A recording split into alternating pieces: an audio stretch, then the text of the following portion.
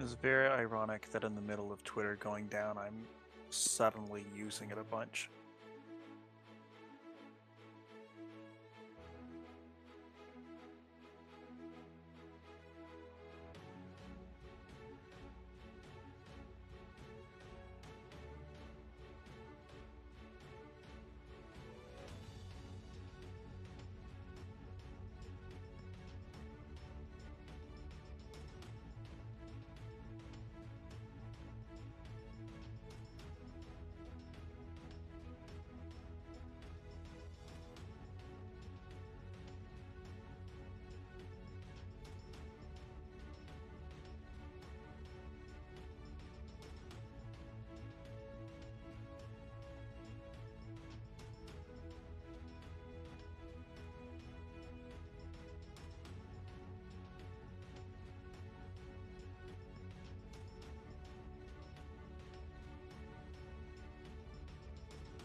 Is your microphone very sensitive, or is there just a sound that I'm not hearing coming out of it?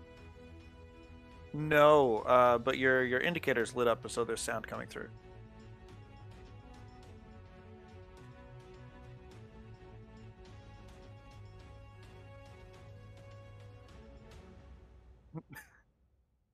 No, you're fine. No, you're fine. You're fine. You The are reasons good. are so we can hear whiskey jingle jangling when he walks in. It's so important.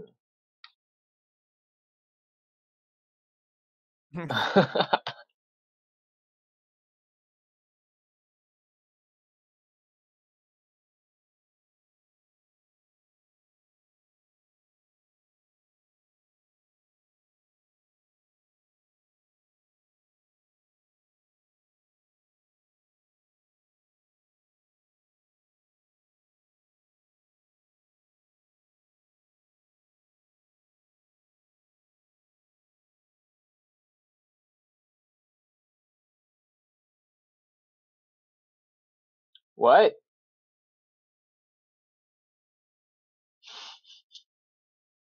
Voice mod. He betrayed me. What just happened? It sounded like someone was speaking backwards. Is it Oh, saying it it's is. It is backwards? speaking backwards.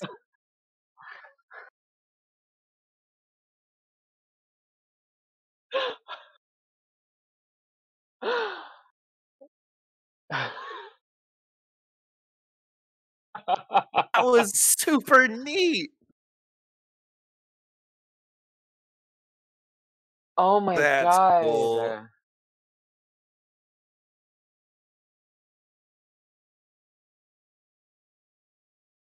Nice.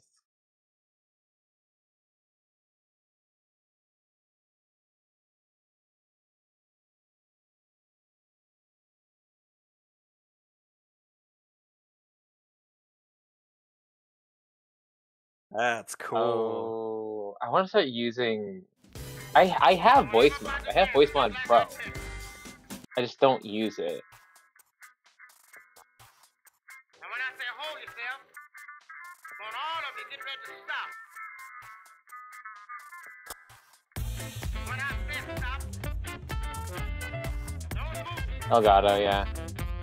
And when I say And the cat, yeah. I want all of y'all to go boogie. Hold it now.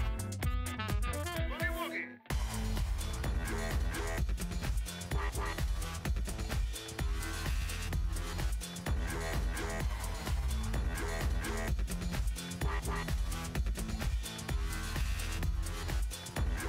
Stop. Oh, sick. Boogie woogie.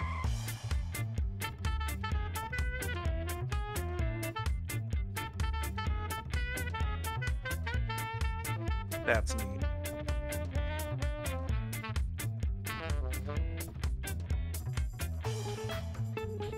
Yeah.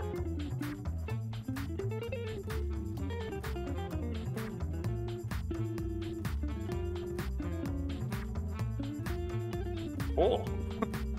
There's so many things that you've said that I have no familiarity with whatsoever.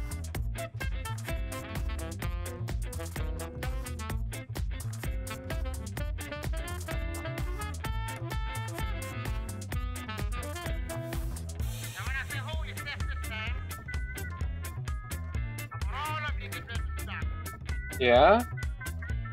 No. When I say stop, don't move a peg. When I say get it, 3, 2. Hello, everybody. Hope you're doing well today. Welcome to Discover RPG. It's been a bit because we've been playing video games and stuff. But today we have a friend. Hello, RC. How are you? Doing all right. Oh, I turned off all the music. Hold on. I gotta fix that. We don't have any music playing. I accidentally hit cancel. There we go. So, and then also, I gotta make sure that you guys are actually something anyone can hear. Now you should be you should be hearable. There we go. Excellent. So I hope everybody's doing well today. We are gonna be doing something old school, and not just because the game has been around for a while, but also because it's been a bit since we've talked about systems other than the monolith. So we're gonna chat with RC about a system that I don't remember why we got into the conversation about Hero. Do you remember? Yes. What was it that because prompted it? Well, okay, so I played in 2 sessions of Tabula Rakshasa, right?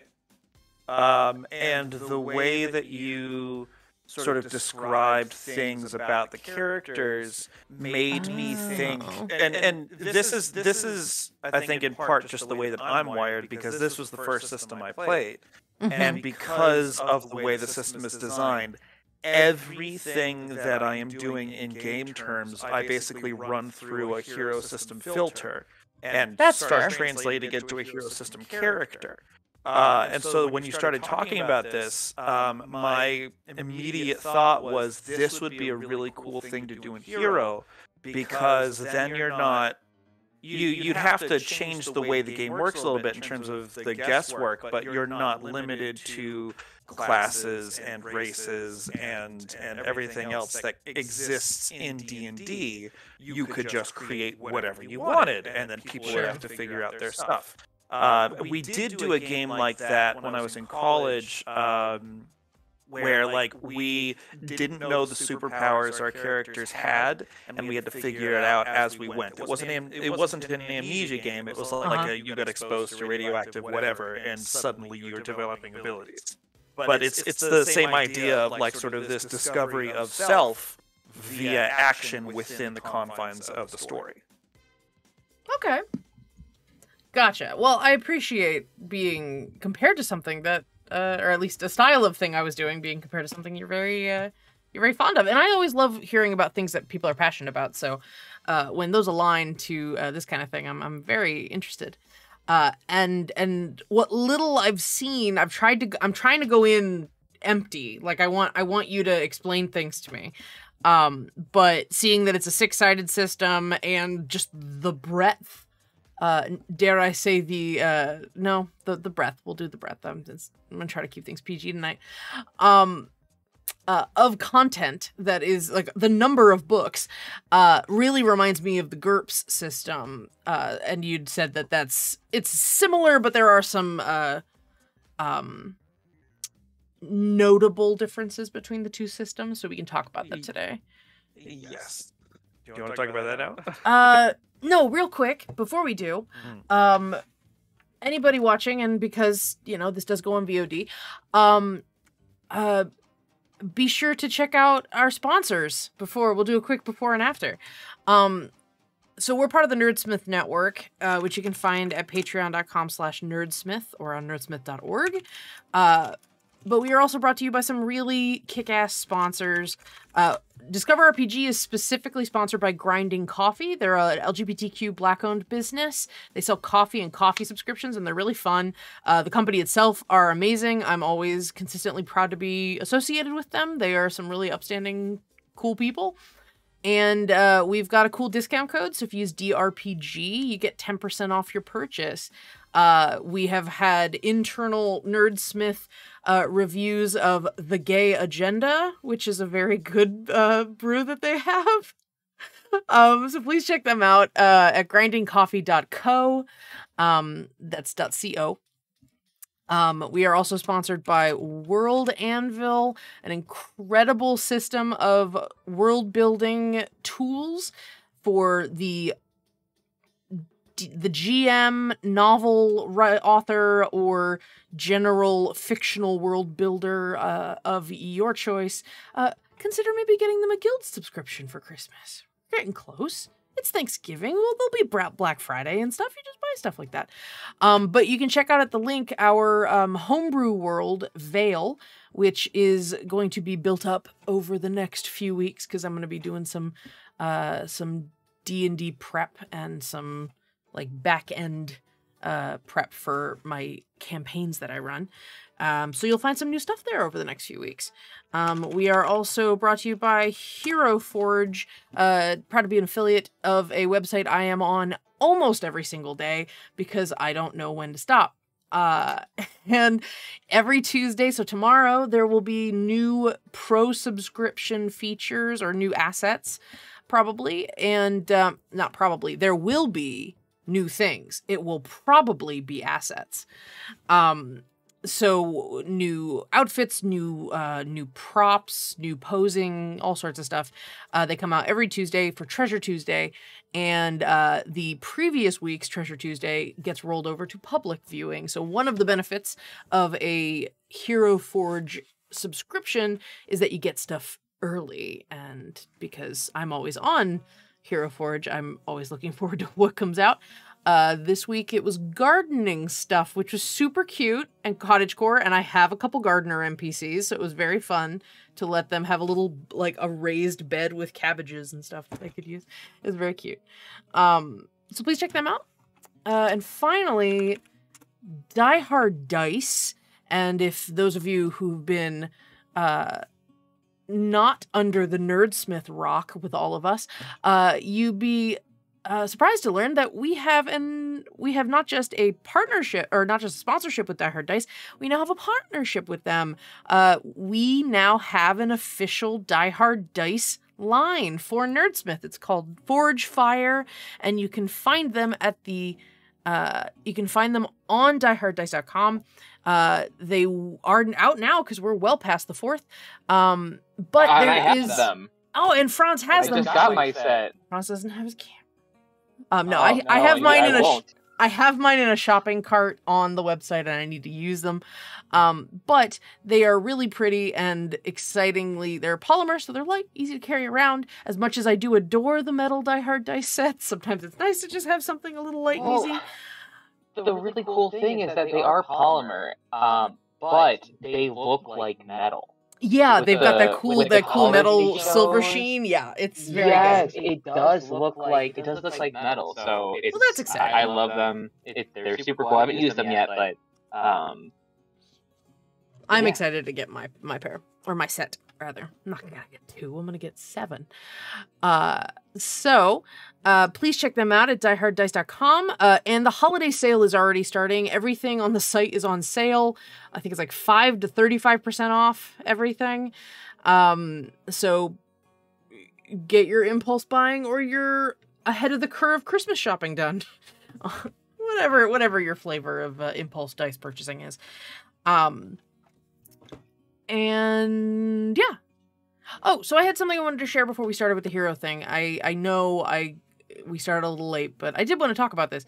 So I'm currently in kind of a autumnal spring cleaning mode right now when it comes to my D&D resources. I'm taking a real hard look at my my DM notebook that I use. I finally converted Franz to using Microsoft OneNote. He now understands why I like it so much. Yeah. But so I'm starting to go through this gigantic notebook that I put together on Microsoft OneNote. I have this habit of just grabbing as much. Hold on one sec. You're getting echoey apparently. It might be because of my headphones though. So give me a sec to change my headphones out to earbuds. Anyway, so I'm doing this kind of spring cleaning of my DM notebook, and I'm trying to make... I have this habit of collecting as much information as I can, like if I'm looking up a subject or trying to come up with cool ideas, and then I will just load it up full of all these links and random paragraphs and stuff, and then I won't look at it. I'll just have it all in there, and then like 2 years later, I'll go look through it and go, oh, this was actually useful, or this I don't need, I'll delete it. So I'm doing that process right now. And I found 2 things. I found a system for prepping NPCs, or rather a tip for prepping NPCs, and a tip for prepping locations that I think is pretty system agnostic, but they're both pretty solid, and I'm really excited to start using them more, just in an effort to stop improvising quite so much. And I love improvising, and it's like my bread and butter, but at the same time, I do have a slight dependency on flying by the seat of my pants, and I'm trying to get a little bit more prepared with certain things. And so the 2 tips that I will impart that I learned, so with NPCs, the strategy I'm going to start doing is coming up with a list of generic NPC information. And I'm very visual, so I have a ton of pictures and stuff. I have a Pinterest board and things that I grab from. So having a giant list of pre-created NPCs, but not giving them purposes or occupations yet. Just having them exist. So then when my players say, hey, I want to go talk to the blacksmith, then I go look at my list and then I pick somebody to be the blacksmith. I don't lock anybody into a particular career so that I'm not creating a bunch of townsfolk that I don't end up using. It can be a little disheartening, and I think that might have been the reason that I started improvising so hard. Where I was just like, well, I don't know what they're going to ask for, so I'm not going to do all this work.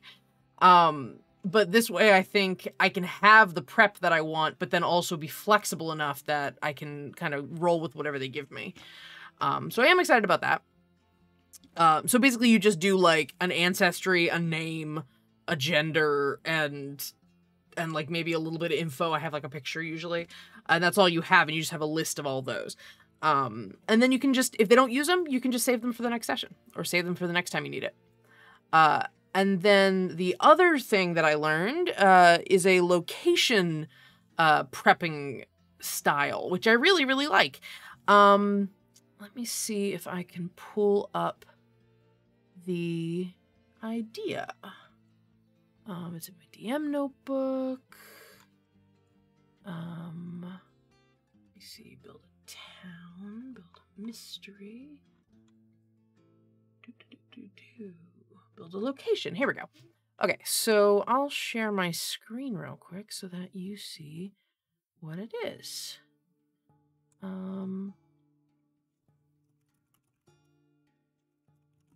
So I found this on a, I want to say it was a, I think it was a YouTube video. Hold on a sec. Let me see if I can get it to work.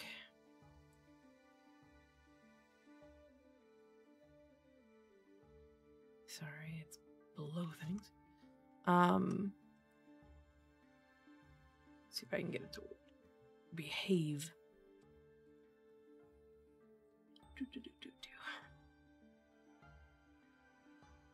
No, that's essentially what I do too, Ange, is that I have a list of names that I like that I just keep in my notebook. And if I need to make up an NPC for whatever reason, I'll just pull a name from that. Oh, sorry, yeah. Nope. There we go. I got it now. Okay, this is the beauties of doing live producing. So this was an idea from a guy on YouTube that I found. The channel's called Zipperton Disney, but he has a really good process for prepping locations. He calls it his 1 and 3 by 3 system. So the idea is you have a location and you write down one big theme or aesthetic for that place. So his example, I think he was using Agrabah as like the aesthetic he was doing. That was the theme. But his premise was he wanted to build a location that was a city where only mages could vote. Which I thought was neat. And very dystopian. But he has you pick one important theme or aesthetic about the location, and his was there was a that mages could vote. That was the big thing that he wanted to impart. So what you do is you take that concept and you break it into 3 things that relate or help support that concept. You come up with people, places, and special things. Under the people, and it's always in threes. Under the people, you do 3 different factions or 3 different characters, whatever you want. He usually does an ally, a neutral party, and an enemy. So you create those 3 things. And then for each of those people, you give them wants, you give them resources, and you give them a plan that they're doing. And so for each of those 3 characters or factions, you have some information about, you have some hooks for them. The next thing over, you pick a major location in that place, in that settlement or city or location. And then you choose 3 related locations. So his example was, okay, so there's a magic school, and the magic school has these 3 organizations associated, so here are the other buildings that are related. And for each of those related locations, you then make 3 smaller locations that support that sub-location. And now you've got 9, 10, 11, 12, 13 places you can now pull from that all very much depend on the theme you're trying to get the players to engage with. And then for the things area, you say, okay, what's the most important feature about your place? What's the most important thing about it? And for his, it was like, there is a magic school where you can learn stuff. And if that is true, if that thing you've just come up with is true, what are 3 other things that are true about this location? And so he talked about magic tech being a thing that is true because this school is there. And after that, you say, okay, if that thing is true, what are 3 other things that are true? So again, you're coming up with 1, 2, 3, 4, 5, 6, 7, 8, 9, 10, 11, 12, 13 facts about the place that they can engage with. Under magic tech, he included flying carpets was his sub thing that they could engage with. So you have so much stuff after you've done this little breakdown of really basic bullet point concepts. And I'm really, really excited to try using it because I've already been thinking about how to apply it. But I think it's going to be a fun way to like quick and dirty prep a location, but still have it feel like you've put a lot of thought into the depth of the world building. So yeah, I'll probably share that video on our Twitter when I remember to do it. But yeah. Alrighty. So that was just because I copied and pasted from my frame on the thing. I got you. Thank you. So those are the things I have to share. Cool. So let's get into it. So we where are you? We're just gonna change the picture for our stream. And then that should be good. Sorry, my Photoshop is... There we go. Okay. So I'm going to close out that. I'm going to go back to the hero system. So let's talk about the hero system, RC. All I've been able to glean from it is that it is an all D6 system. Is that correct? Yes, it's a 3d6 system. Beautiful. It's mostly about rolling at or under target numbers. Great. Golf or rolling more than 3d6 for effect. Okay. And so it's a very robust system. There's lots of different levels of complexity and lots of different things that you can do with it. You can make something very simple or very complicated, but I'll try to start big and then work our way down to fine detail. Okay, sounds good. So the system itself is based on varying levels of play. You have heroic levels of play, you have super heroic levels of play, and then sort of varying degrees within there. And if we want to talk about comic book characters, we can sort of gauge power levels based on different superhero and supervillain teams. Like the Justice League is maybe a global power level, and then you have some of the Teen Titans teams are, city power level, and then you have someone like Daredevil who's like a neighborhood within a city power level.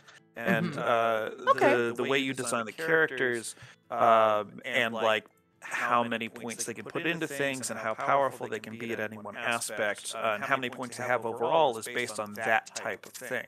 Gotcha. You also, because it originally was a superhero role-playing system that sort of branched out into hero system, which is a generic that you can use for lots of different genres. But it still has some holdovers from that, and this idea, sort of the power level idea sort of comes from that, where the Golden Age heroes from, if you look at comics from DC and from Marvel and their precursors all the way back to the sort of inception of Superman and moving on from there. If you take Superman from, I don't remember when he came out, the 20s? Yeah, that's about right. Versus Superman now. Like, there's been a comic in the past 10 years where Superman, with Green Lantern latching the Earth to him, could move the Earth. 1920s Superman could not move the Earth. He could move a car. He could move a car, and he didn't really fly. He sort of jumped, right? He just he left tall buildings in a single bound. Yeah. Right, and so there's this idea in a lot of the genre sub-work where you see older heroes and older villains and older, I guess, time slots in the system's history where things are less powerful, and then they build from there. The way a character is built is you have a series of different sections that you have to put points into. So you have your characteristics. In D&D you have 6. Depending on the addition of hero, you could have quite a few more. Can I? Yes. Excuse me. So let's go to... Let me just pull up the... It'll be easier if I'm looking at it at the same time. Sure. You can feel free to give me a page. Page 41. 41, oh gosh. Okay. So we're talking about stats or characteristics is what we call it for hero. Instead of having 6, you have all of these. Fun. So you have, some of them are very similar: strength, dex, con, intelligence. You don't have wisdom, you have ego, which is like your strength of will. You have presence, which is how impressive you are. It's similar to charisma. I think if you take, I think charisma and wisdom fold different aspects of the psyche in than ego and presence do, but they're somewhat similar in terms of how you would use them in game. And then you get into some things that are immediately more complicated. So the way that the hero system works in terms of hitting and getting hits, it doesn't have, it's not armor class like in D&D. It's something called your combat value, your offensive combat value and your defensive combat value. And all of it is contested, where if you and your opponent have the same number, like if I have a 3 OCV, or offensive combat, and you have a 3 DCV, or defensive combat, then I would need an 11 or less on 3d6 to hit you. Right. 11 or less, and the reason I bring this up is because 11 or less is considered your standard sort of 50-50 shot, slightly over 50%, but 50-50 shot to do anything. It's if you have a skill that is just average, it's an 11 or less. If you have just standard stats like a 10 strength or a 10 dex, you have to make a dex roll. Again, 11 or less. 11 or less is sort of your magic. If all things are equal, this is your number. And then everything, the better you are at something with a skill, or the better you are with how accurate you are versus your opponent, that number starts to go up, and vice versa. If you are worse at something, or if your opponent's more defensive, blah blah blah, that number goes down. Yeah, the rolling equal to or less than, I had and it was because of GURPS, I think. I had an analogy in my head that really helped me with it, and it just went right out the window out of my brain.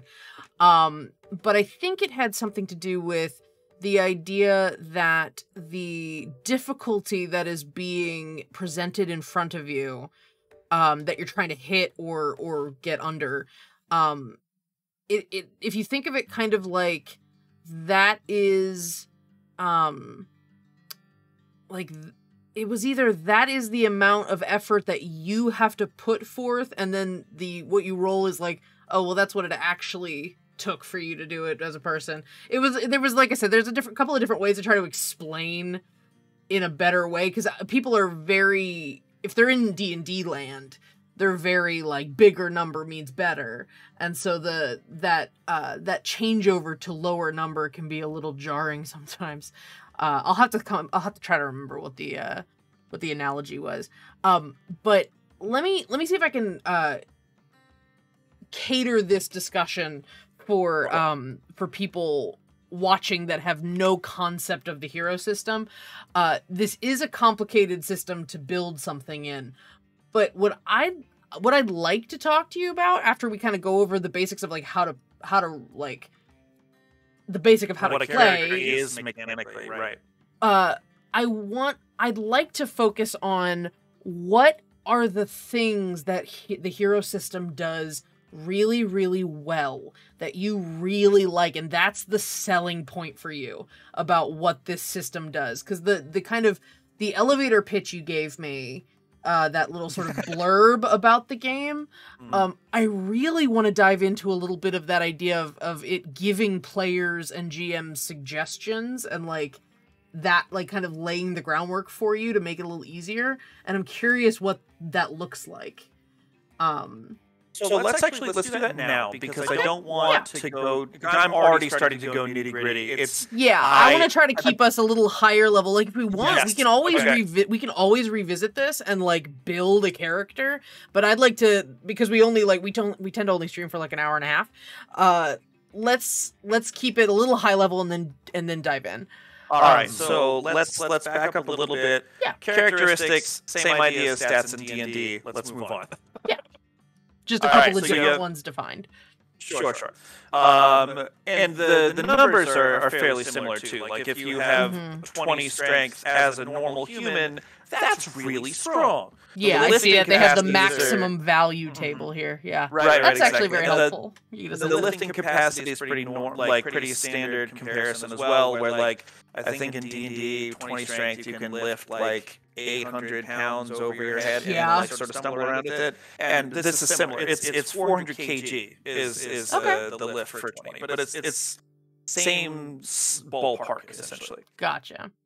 So if we're talking about characters later, that's how we think of stats. Gotcha. Movement. I just want to talk about movement really quickly. Movement is one of those things where it's a stat, but it's also a power. And powers are sort of the big draw, and where a lot of the points for character creation go into for a character. I need to stop you for one quick second, RC, as I am looking at the characteristics benchmark table, and a weak strength creature is just an infant. So if anyone has a weak score in any of these, they are just an infant, and that is very good. Infants, And also your presence. It goes infant, coward, average person, televangelist, Julius Caesar, vampire lord. Like, that is very good. I'm a big fan of. That's a good sense of how system or how setting how setting agnostic this game can be. True. Okay, so anyway, you're talking about movement being a power. So there's think of any superhero you can think of that moves outside of just walking places, right? Mm-hmm. You've got Superman can fly, you've got Spider-Man who can swing from webs, you've got street sharks who could tunnel underground. Hell yeah.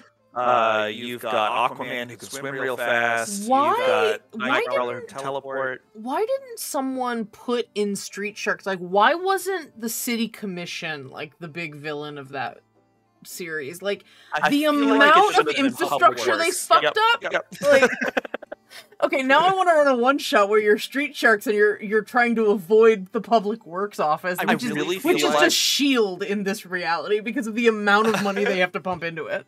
I really feel like you could blend it really well with some sort of like cyberpunk setting, right? Oh, Because yeah. it's already Oh, yeah. corporations, right? Yeah, that reminds me of another system I want to talk about, but we'll talk about it at the end.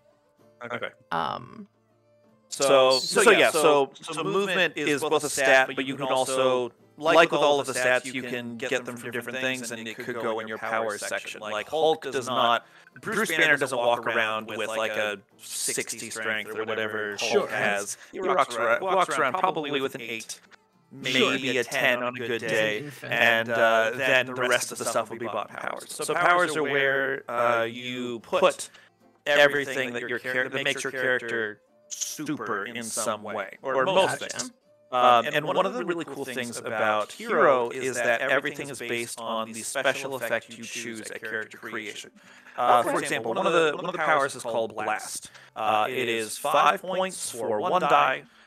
Most characters at the superheroic level are like 400 points, so that gives you an idea of how much you can pump into things. Yeah, and that tracks with superheroes. They tend to have, whatever the superhero term equivalent of a comorbidity would be. There's packages, there's packages of powers, usually suites of powers, if you will. Yeah. And so a blast is just it's just a ranged attack. It's the ranged attack where if you just want to cause damage to someone at distance, you buy a power using blast. But a firebolt, an ice lance, a ray gun, like someone who can just breathe in and blow out a very fast puff of air, these would all be bought as blast. And the things that makes them different are the special effects. And it's almost like, if you think of it like a skin you put over the mechanics of blast. Sure, you're flavoring it differently. Yeah. Exactly. But that flavor, and one of the reasons I like Hero so much is that flavor matters. Because a lot of defenses depend on the flavor of what you're doing. Like you have, there are certain attacks that go against, that basically allow you to bypass damage resistance entirely. Pokemon unless, well, kind of. Unless you have a specific special effect for your defense. Like, let's say I have an attack that can electrocute people. It doesn't burn them, it like fries their synapses, so it requires them to basically conduct electricity. But if you have someone whose their special effect of their suit is it's fully made of rubber, I can't hurt them with this attack. Right. And they may not have bought anything with that. That's just the special effect of their stuff. And because of my special effect and their special effect, it works out in a specific way. Gotcha. So, okay. Yeah. So Champions and Hero really focuses on this special effect. Like, yes, you bought it as a blast, but what really is it? This also allows you to modify your powers with things called advantages and disadvantages. Things like, okay, well, I want my blast, I want my firebolt to not just be a firebolt to throw out, I want it to be like a continuous stream of fire. Okay, well, there are advantages you can buy that makes it more expensive, like more points per die of the attack, but you now get more versatility out of it. Or maybe, since I'm using the fire example, maybe my because it's a fire attack, I'm generating fire spontaneously. There needs to be oxygen for that to burn. That's a disadvantage. That makes it cheaper to buy this attack. Right. So that's fair. Yeah, that is incredibly similar to the way that the fate system works. So you have this pool of currency, and then you can subtract and add to it as you're building in order to force your character to have to deal with some sort of difficulty or disadvantage. But it trades off because you can then spend things that are maybe would have been more expensive. Exactly. Yeah, I like that. It forces you to have to think about weaknesses when people might be really interested in power gaming. Well, there's a lot more to it in here. We're going to get to that because there's a section specifically for what are called complications. 6 they're called complications. But there's a section specifically about things that hose your character, that you put into the character. What's your kryptonite? Yeah. Literally, what's your kryptonite? Exactly. So that is on Superman's character sheet. Kryptonite is it's like a susceptibility and a vulnerability and all of this other stuff. So I want to talk about that. We can talk about that now, actually. So your complications are the things that make your character fallible. They're the things that make your character in many ways more interesting. And they're the things that make your character more person, less machine. Although there are a bunch of mechanics or a bunch of complications for being a machine as well. The example in here is if a PC takes physical complication no legs and then buys extra limbs legs, he doesn't get complication points. Exactly. It actually has to have a complication. It has to hurt you in some way to be worth anything. And so the way that the breakdown for the points is normally you get, I don't know, 200 to 250 character points free of charge. And then, in order to get the rest of your points, you basically need to buy them with disadvantage, with complications. So the more complications you have, the more powerful your character can ostensibly be, but the more crippling your issues are. Sure. And so it's this sort of give and take where you could.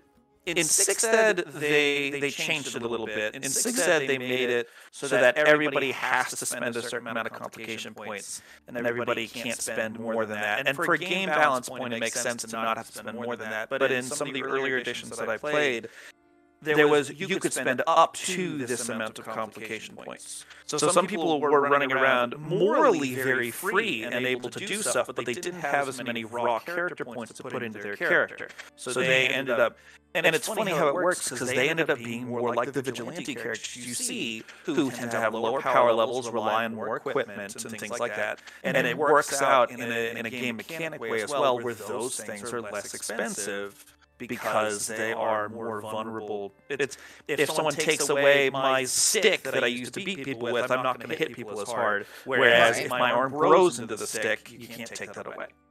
That's fair. And then I also see here that I like this a lot. Complication value being affected by how frequent, the frequency of that complication. That's a really nice feature of this, where it's like, no, you tell me how often you want it to show up, and then you get a benefit from it if you want me to hit it all the time. And so the disadvantage system for the powers, the thing that makes the powers cheaper, and the complication system for the character, they have a bit of crossover, but the way they function are different. Okay. So you have that same type of frequency thing for powers. Okay. Like if you have, let's say you turn into a werewolf during the full moon and you get like super powerful or whatever. You don't have any control over that. It only happens once a month. If you're inside or can't see the moon or whatever, like there's so many things that limit that down. But there's no. It is a frequency that is controlled by the environment. The complications, ideally, you roll for those almost in secret. You either roll for them or the GM, the game master, rolls for it. And so, like, let's say, for example, you have a rivalry with another superhero in town. Yeah, I saw that. Or you are hunted by someone, or you're watched by someone, or maybe you have like a crippling phobia. Just there's the frequency. Basically, you roll for it, or you secretly roll for it, and the GM then takes those ideas for the next session and says, "Okay, I'm going to throw this in because you rolled for it. You didn't roll for this, so you're okay here." Blah blah blah. And it creates these really interesting situations where you are forced to deal with things as your character. Okay. So that's one of the things I really like. I really like that about the complication system, is that it ensures that the things you put on your character sheet are used and not just put there for points and done. Gotcha. I want to talk really quickly about the other sections. Skills, very similar to D&D ideas. We talked about the way you achieve success or failure is different based on the roles, but ultimately skills are skills. There's a lot more of them here. But it's the same basic idea. And then you have things called perks and talents. Perks are things like your character has government access, you buy that. Your character has a lot of money because this is not a system that does inventory. If your character has money, you just put points into it. You can put like 10 points into your character sheet to be obscenely wealthy and never have to worry about money. There might be things you have to do in game to sort of upkeep that. Something that the GM can play around with, and things that can be story hooks. But ultimately, you put it on your character sheet. Unless something happens, you have money. And it's not like you have to go around adventuring to get gold or whatever. You have the lifestyle you have paid for. There's complications to be destitute as well. Sure, so absolutely. It depends on how you want to do that. Spider-Man definitely has poor on his complication. I just caught up on all of the iterations. I just caught up on all the Spider-Man movies, which I hadn't really watched, and God, they're some of my favorites now. In the Marvel ones, but I just finished No Way Home, and now I'm just like, oh, destitute. Yep. Oof. And then, so talents are different than skills. Talents are things that are inborn to your character. Things like ambidexterity, things like bump of direction, where you always know which way is north. Absolute time sense is something where like your character just intrinsically knows how long things takes, and you have just sort of a good internal clock, things like that. And these are not things that generally you can pick up after character creation. Talents are usually things that you start with for whatever reason. Sure. And then you go on from there. Huh. And so you spend your points in all these different sections, and you create your character the way you want your character to be played. Let's open up a different book. Okay. The Champions book. In case anybody knows, I have a list of books here. Fun. So the Champions book, specifically, it talks about sort of to bridge the gap from D&D, from a class-based system. It talks about archetypes. Sure, yeah. I used to play City of Heroes. I used to fucking love the character creator in that. I used to spend all the time in the character creator. I got one character to 50, and everybody else was like teens. I think I got to 20 by the time the game kind of bricked, but that's what the archetypes remind me of. I said brick because I was looking at the word brick. So yeah, the archetypes. That makes a lot of sense for doing sort of class work, because yeah, it is essentially what is your role within the party, especially in a combat sense, or skill sense. For sure, and you do not, because it's not a class-based system, you don't have to only fill one role or really fill any role. It's almost like, I always think of things as lenses, right? Sure. So let's take some comic book characters and talk about the archetypes we have here. Let me go back to the beginning so I can actually just have the list of archetypes as opposed to each individual.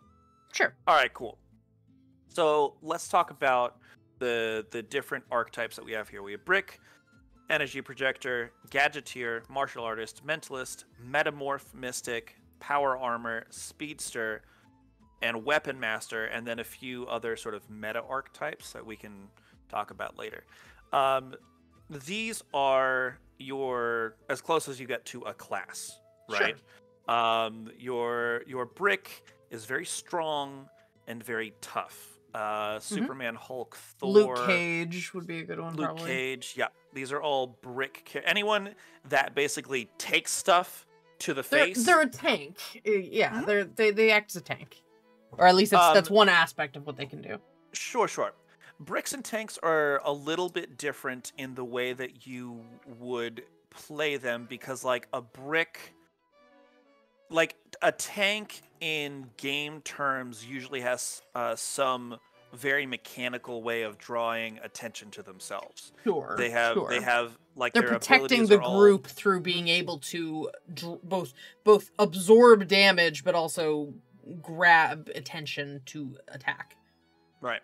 And so a brick is similar in some aspects, but a brick doesn't generally buy abilities that force attention on them outside of having a high presence and just lots of raw potential damage. Most of the time, we talked about power levels. I want to talk about that, just touch on that really quickly. Most of the time in a hero's campaign, you will have a campaign maximum for how much points you put into a character, how much points you put into a specific power, and it usually equates to a certain amount of damage classes or normal dice thrown for damage. Okay. So most of the games that I played growing up, you had a 60 active point limit, which came out to 12 dice. So you could have it. The strongest characters in that campaign would be 60 strength. And then we can do the math for everything else, but essentially it comes down to 12 dice. A brick would have in that type of campaign, most bricks would have close to that strength. That's just part of being that archetype. And because they're throwing out some of the most damage that you can throw out, that's the thing that makes people want to hit them. They don't want to have to deal with getting hit by that. So it's more that plus their high presence and role-playing with that, and the idea that they are drawing attention to themselves simply because of who they are as people and what they choose to do. Because, like, you're not necessarily worried about someone punching you, but if the dude can pick up 2 cars and sort of throw them at you, then suddenly you're paying more attention to it. And then shouts, "It's clobbering time." I mean, Exactly. they're kind of asking for it. Exactly. So that's brick. Energy projector is, think Human Torch. Lots of times energy projectors are sort of elementalists. They pick one element. They don't have to be. But like Starfire, Human Torch, anybody that shoots stuff at range and sort of manipulates energy in some way. Sometimes, if you have someone who's like just raw telekinetic, they don't have any other mental powers, it's just telekinesis, they could technically be an energy projector. They do a lot of stuff like from force range blast or something. Yeah, exactly. So that's the basic idea of energy projector. Okay. You have gadgeteer, just what it sounds like. They make stuff and they use stuff. And they have a whole bunch of... They usually don't have the biggest hits, but they have a lot of versatility. Probably a lot of utility abilities as well. For sure. Martial if you need artists, a hacker, they're probably the hacker. They are the powered armor people, probably. Like, there's a lot of overlap where, like, you could easily have a gadgeteer and a powered armor person be the same person. Sure. Like, and these aren't things you have to pick, right? Like, these are just templates that you can use if you're trying to come up with a particular type of character. It's a general idea. And so I want to talk a little bit about an older edition. So you mentioned depth of rules. The 5th edition core rulebook could stop small arms fire. It was so thick. Amazing.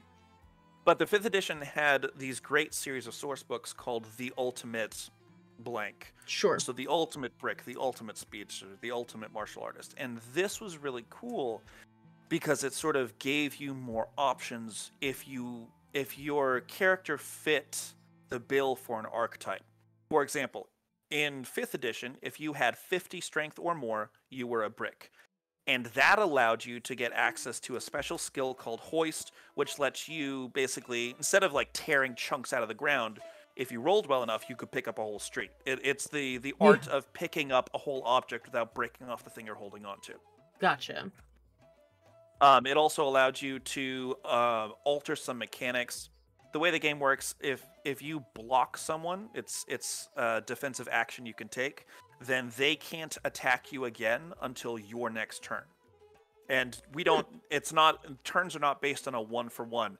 Like, Superman does not go the same number of times that Hulk does. Superman has a higher speed. Superman goes more often. Oh, okay. So it's sort of a scattered, we'll talk about that later. It's a scattered sort of turn order. Mm-hmm. So if a slow person blocks a fast person, or if a person is trying to basically disrupt the turn order, I can block the really powerful attack, and someone else can hit them and they can't do anything because they've used their turn. A brick in the ultimate brick has the option of still doing knockback. Knockback is a general mechanic in the hero system where the more dice you throw at something, the more likely it is they are going to go flying away. Sure. And so bricks got to do that a lot because with the way the numbers work out, they almost always get knocked back when they punch something. And so if this brick gets blocked by someone, instead of getting stuck in that block, you now have the option, even if you didn't damage them, of knocking them away. And it changes the game because you can't just block lock them in place now. Now, if you get sent backwards at varying speeds, you take damage for hitting things. So now bricks don't really care if you block them. Now they're just like, yes, pinball, wha-bam. Energy and like ultimate. There was a whole bunch of different things like ultimate speedsters. Only people of certain speeds could see you when you moved. If you moved so much faster, you were invisible to them while you were moving. Nice. Energy projectors could do contests of strength. It's like the Dragon Ball Z thing where one person fires, the other person fires. So it's like a back and forth, a contested roll. It's the magic adventure young adult finale moment of the bad guy beam and the good guy beam. Yep, they Sure. codified it, they put it in mechanics, and they allowed you to do it whenever the opportunity arose. And just stuff like that. So the Ultimate books are really cool. And I think the Advanced Player's Guide, I have to take a look at it more carefully because I'm more familiar with 5th Ed than 6th Ed, but I think the Advanced Player Guide talks about some of these options. Cool. And these are all based, you said these are all based on your power levels or your stat, your particular characteristic? So let's say, to be a speedster, you had to have, they used to do the game in inches. Every inch of movement was 2 meters in the game world. They've changed it now to just meters. So it used to be that if you had 20 inches of movement, of some sort of movement, you were considered a speedster. If you had 50 strength, you were considered a brick. If I think there was a certain amount of martial arts you had to have to be considered a martial artist. There were Sure. benchmarks essentially, so you could make a character that fit everything. If you make Superman the way he is in comics now, he fits like all the bills. Yeah. He could basically he would get a bunch of the Everything stuff but that you would Mystic. get from these archetypes. No Mystic, no Mentalist, probably not Gadgeteer, but like you get the idea. Yeah, he covers a lot of these grounds. Yeah. Okay. So one of the reasons I really like this system is that, like, yes, you can follow these archetypes, but you don't have to follow them the same way. Mhm. You don't have to. You can build what you want to make and what you want to play and how you want it to look, and it just the amount of freedom in it is something that's always really attracted me to the system itself. Sure, yeah.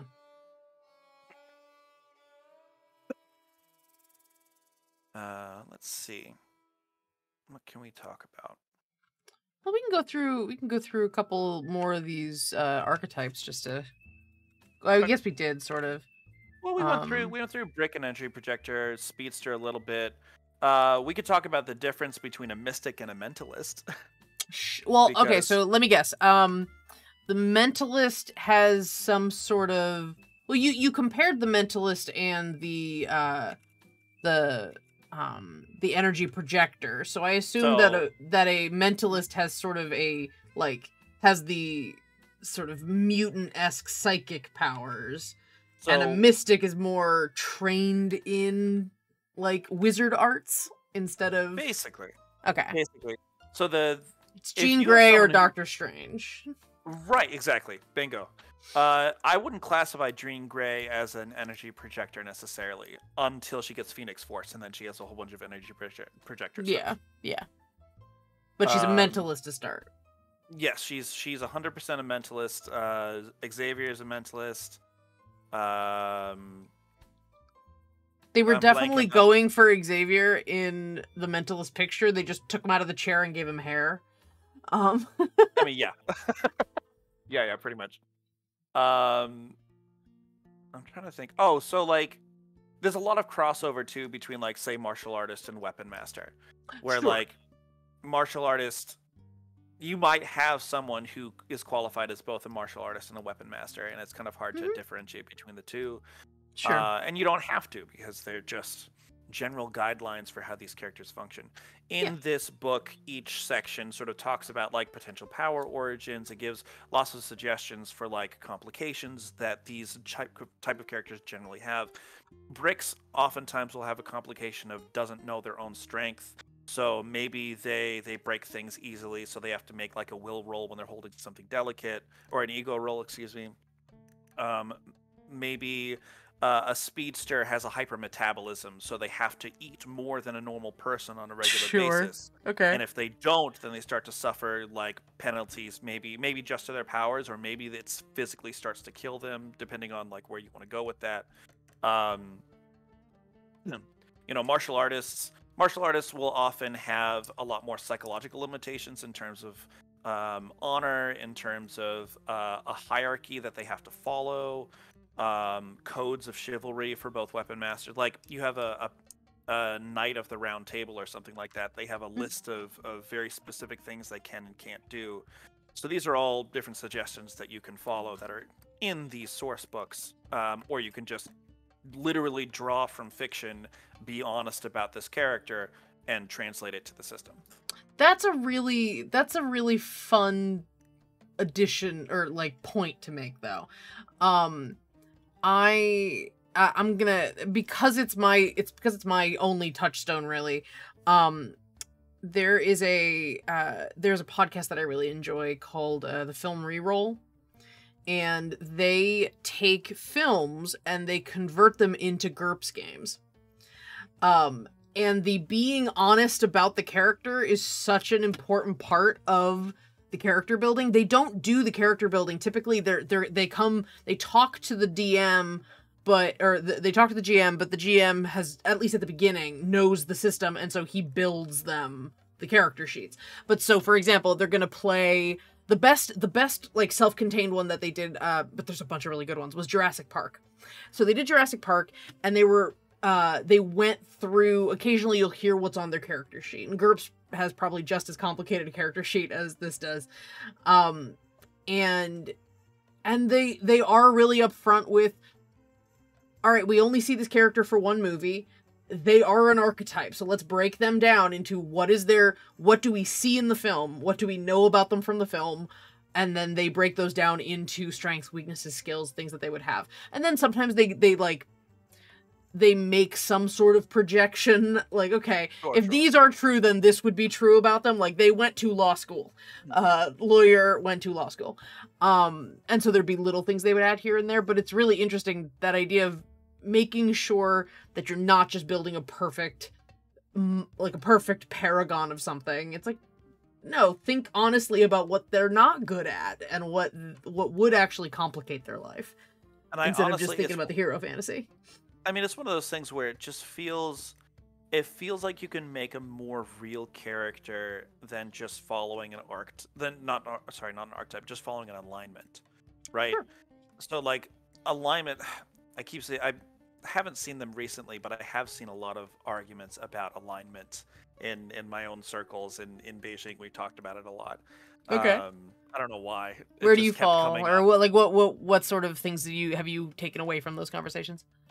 Well, I mean, alignment is an imperfect system, and the reason it's imperfect is because you are dealing with a world that was originally created to be relativistically absolute.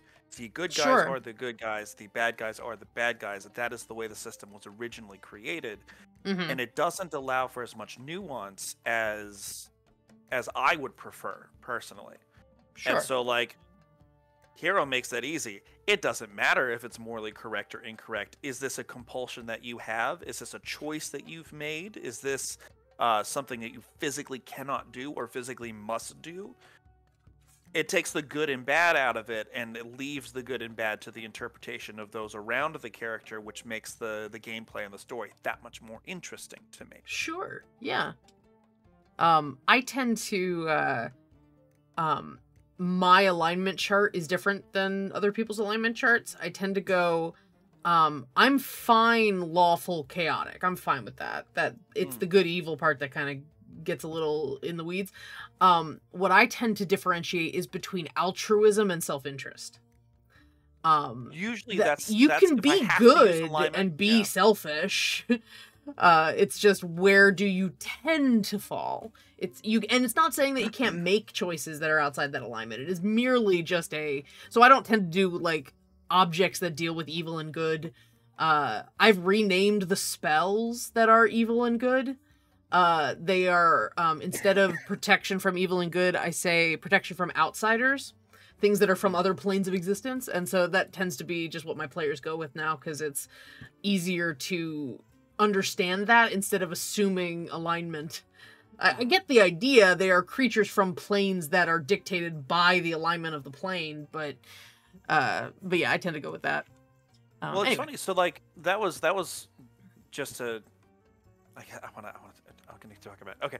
So, that is always how I thought of it until a guy I was talking to, another tabletop player who actually plays Hero as well. He and I were talking on Twitter, and he and I obviously didn't agree with that, because he was like, I do think that it needs to be like good is good and evil is evil. And I was like, why? And he was like, because the game world is designed, like, I don't think that's true for all systems, but for D&D specifically, you have gods of specific domains, you have demons, you have devils, and things are created there. Like, these are creatures that are created. All of these different creatures are created. It's not as self-determining as the real world is. And I was like, and so for me in that conversation, I was like, okay, I don't want to run my game that way, but from the standpoint of the way that the world is written, that makes sense. Sure. I tend to differentiate between the planes and the mortal realm. But the mortal realm is very gray. There is, like, you are capable of lots of different outcomes. You are capable of lots of different actions that are not intrinsically good or bad. But yeah, you could say that there is an inherently positive force and an inherently sort of hateful force in the hells and but I've messed with that too a little bit. The only times I kind of stick to alignment is when it's funny. So like introduced a child on a riverboat to hell, a little tiefling looking girl drinking a lemonade and playing with cards. And one of the players walked up to her and was like, "Oh, hey, what are you playing?" It's like, "Oh, I'm playing a game. Would you like to play with me?" And she gets him to play with a deck of many things. And she's like, "Well, we'll we'll just pull cards. Whoever pulls the best card wins. And they're just pulling cards one at a time. And she pulls the change alignment, the switch alignment card. And so all of a sudden, she's horrified at what she did. She's like, I'm so sorry. I was trying to get you to pull bad cards. Please forgive me. And now she's like adopted by one of the players. Like, fantastic. She's like, I'm like 4,000 years old, but sure, I'll be your child. She's like always gonna look like a 5-year-old. Terrifying. But yeah, the idea of she literally pulled the card that says your alignment is flipped, and I was like, well, she's now she's lawful good. She feels terrible. So yeah, the alignment I usually reserve for like the big movers and shakers, and then as you get lower power, things become more gray. You're less pulled by those forces of quote unquote good and evil, like big G, big B, or big E. So yeah, that's how I tend to run it, is like, as you get higher level, the gods tend to be the ones that have slightly more rigid existences. Makes sense. That makes sense. Yeah. But again, all ways to play. Everyone's table's going to be a little different. Everyone's world's going to be defined by slightly different cosmology. For sure. So, shall we continue? How much time do we have? I would say about 40 minutes. Okay. Yeah. So let's talk about some of the other aspects of the game that I really like, which is the mechanics of how the game is actually played. Okay. Sounds awesome. So this will be more nitty-gritty by necessity because it is specific to mechanics and the way that they function in a way that I find very pleasing. Okay. So the game itself takes place at various different sort of, I guess, passages of time, right? Mm-hmm. And this is true of most games. You have combat time and you have non-combat time for most tabletop games. Yeah. And then depending on how much you're doing, sometimes you have combat time in game, non-combat time in game, and then downtime. And so the downtime obviously is the fastest that time progresses, and combat time is the slowest, and blah blah blah. So when you are attempting to do something with, say, your downtime, there's something called the time chart. And the longer you take to do this thing, it assumes that you're spending this time fully preparing for it and only doing this thing, the easier it is to do a task. Okay. That makes sense, yeah. Basically, every stage you move up the timetable is another +1 to your roll. So instead of 11 or less, maybe it's 12 or 13. But yeah, that's a pretty reasonable difficulty meter. But the timetable itself is exponential. Okay, cool. So you start off with, it's called, in combat time, you call it a segment, 1 second. Okay. And then a phase. I'll explain what it means in a minute, but essentially it's how many times you go in a turn. A phase is how many times you go in a turn. Okay. So if I'm a speed 3, I go 3 phases over a turn. Gotcha. And then you have a turn. A turn is 12 seconds. Okay. And then you have a minute, which is 5 turns, and then a 5-minute period, and then an hour, and then I think it's 5 hours, and then a day, and then it just sort of goes up from there, right? Yeah. And so, like, you think, oh yeah, I'll just spend more time on it, but there's not a whole lot of difference between spending 2 weeks on it and spending a month on it, just according to the timetable. So that's an interesting aspect to it, where like some of these characters, you can buy longevity. You can make it so your character doesn't die. So you could potentially, if you needed to study something forever, you could.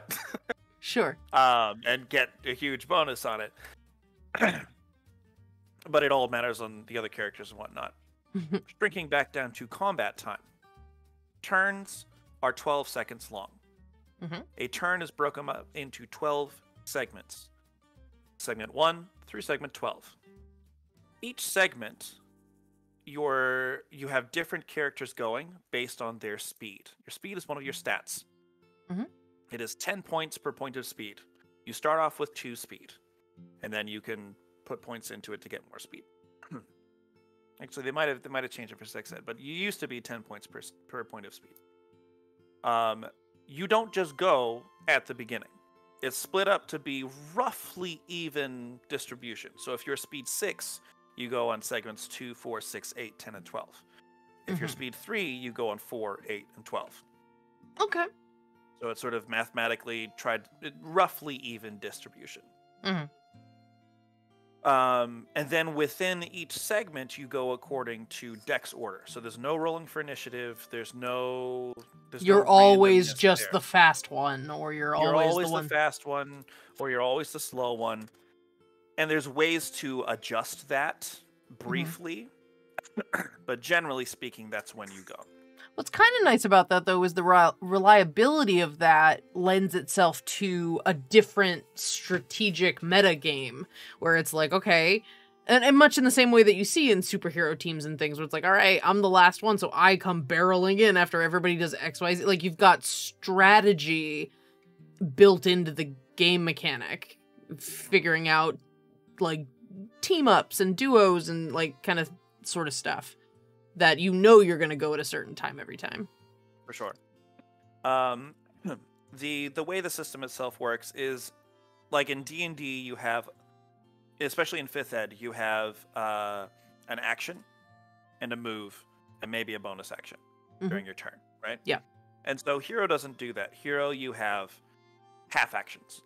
And you can use, or full round actions if you've got something that that takes longer, a specific maneuver that you're doing. Excuse me. Generally speaking, unless it specifically says otherwise, anything you want to do takes a half action. Okay. So punching someone, half action. You want to use half of your movement, half action. You want to attempt to unlock the door, half action. All of these things tend to be half actions. There's various levels of what you can do differently, like turning on a power. Like if you have a force field or something, you want to turn that on. That's not a half action. That's a 0 phase action. It's just something you can do, right? Usually defensive powers, unless they're bought, otherwise you can turn them on. Movement powers, you don't have to necessarily move, but if you just want to turn on your flight, you can just turn on your flight to stop yourself from falling as a 0 phase action. Stuff like that. There are no reactions. Okay. What there are is abortive actions. Okay. If you have not gone yet in your segment, or it is a segment you do not go, you can choose to abort your next action to do something defensively. Oh, okay. So, for example, if someone is going to punch me in the face and I haven't done anything yet, I can abort to block, which is basically me rolling to hit their hand out of the way. Yeah.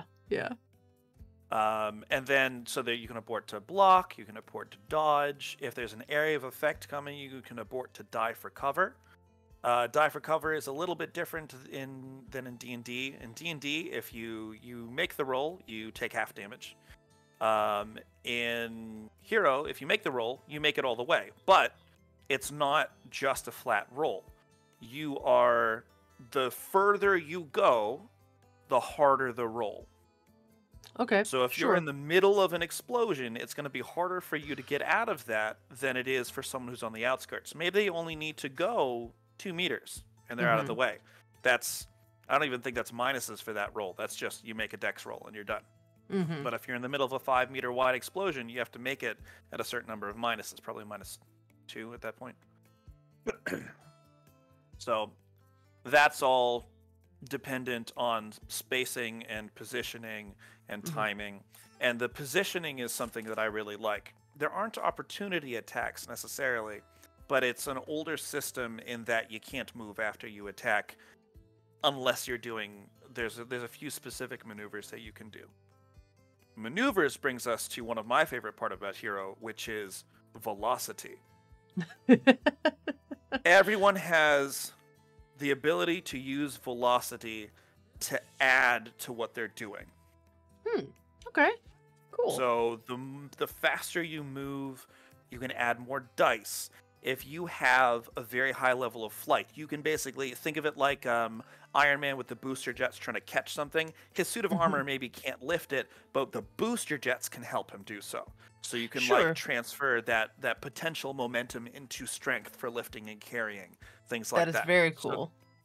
So there's lots of different rules that sort of focus on the different superheroic things you see in comics and you see in movies and all of that allow you to really do some cool stuff. And one of the things I really like about the teamwork aspect is you can use velocity to add together for purposes of like big attacks. If it's like you have your superhero team and you're fighting one big bad guy and they have a lot of defenses, maybe each of you individually, the GM has designed it so that one person, even with 12 dice in that 60 active point campaign, you can barely hurt them. But if you work together, then you can go past that amount of dice. Yeah. So the teamwork thing, the fastball special is one of my favorite moments in comic books. It's when the Hulk picks up Wolverine and just throws him at people. And so my younger sibling and I, when we were growing up and playing this game, we usually created characters on our own, but this was the one time we talked together to make this character. Okay. And so I was playing a brick, and they were playing a martial artist, and they had a power called clinging, and I would walk around with like a big thing on my back. So they would basically stick to it behind me, and just like ostensibly, if I was swinging at someone and they were in front, they could just reach around and like do nerve strikes on them or do whatever. But our big thing was I would pull them off of my back and hurl them at people. And I had 60. Roll for shoulder dislocation. Well, so I would throw, and then they would do a maneuver called a martial throw. So they would basically land, like not land on them, but on the way by, catch the person somehow, like catch two arms or an arm and a leg. Yeah. And pull a Black Widow. That momentum into slamming them into the ground. That's amazing. And so there's different things you can do with it. There's the you could have someone, because gravity is a thing too. Like the gravity has stats. Gravity is a dex 0, speed 12. Gravity is the last thing to go every segment, but goes every segment. And like if you're in the air, your first segment you drop, what is it? At the end of the first segment, you're free falling, you drop 5 meters, next segment 10 meters, next segment 15 meters, and like it keeps getting bigger, and the faster you go, the more dice you take if you hit the ground. And so you'll have people, you'll have some characters who will like grab someone and power dive them into someone else who like clothesline them or something like that. So there's lots of fun things you can do with it. And then like if you are in free fall, think of it like 3.5 D&D. You would be considered flat-footed, right? You don't get your dexterity bonus. In this case, you would be at half your DCV. You're way easier to hit. And if you're way easier to hit, that means that potentially you could be easier to hurt. Something else that Hero does in combat stuff is that you have called shots. And it's an optional rule, but I think I've always played with it. Where basically you can, at a penalty to hit, you can choose a different body part to hit, and the different body parts have different effects. Okay, sure. So like, excuse me. So like you could go for a headshot. It's like a -8 to your OCV, but you do twice as much stun and body on the hit. And so that might be really hard to do unless someone has hit half their DCV, or someone is grabbed. Grab is kind of like grappling, but way better. Grab is a great maneuver because it's a grab and there's a series of things you can do after you grab someone. So you can grab and crush, you can grab and throw, you can grab and redirect. And redirect is great because if you grab someone and someone else is trying to hit you, you can put them in the way of the attack and they can get hit instead. Amazing. And there's no roll to hit. You can also use that defensively. If you're the brick and a friend of yours is getting hit, you can choose, like, your friend is here, someone else is blasting them. You can choose to dive for cover in the way of the attack. It's called an interpose. And so basically, Sure. the opponent doesn't make a roll to hit. If you make your dex roll, they don't make a roll to hit. You have now been hit, and then you take the damage instead of your partner, and things like that. So there's lots of cool different speed and spacing and momentum things that you can do in the game that, because of the way, for example, D&D 5e is specifically designed so that force movement doesn't cause a lot of these things. Right. Like a lot of spell effects that are triggered by movement or martial effects are not triggered by forced movement. And one of my favorite things about Hero is that all of it is triggered by everything. Because you're still in the way. Right. And so as a physics engine, and that's one of the things I think I really like about it, is that Hero system as an engine to run things in, as like sort of a world simulator, a physics simulator. I really appreciate that they do these things because it allows you for some really neat moments. And it's built to handle them. You're not just having to you don't have to do it on the fly. Guess it or just be like, whatever. Yeah, exactly. You can it's set to be the system is only as balanced as you let it be, but the system is balanced within itself, if that makes sense. Sure. Like that is probably one of the downsides to Hero, is that the GM has to be really careful with character creation in terms of like really looking at the player characters and seeing what they can do and seeing what they can do in context with the other characters, because it's really easy to make really broken things. Well, superheroes. Right. But like there's superheroes and then there's like the Sentry. It's not Okay. You know, there's the Avengers and then there's the guy who literally got retconned in to go punch God or so. I don't remember what Sentry does, but I do remember that they're a new superhero, relatively new, and they were given ungodly power for no particular reason. All right, so, how does a campaign work in the Hero system?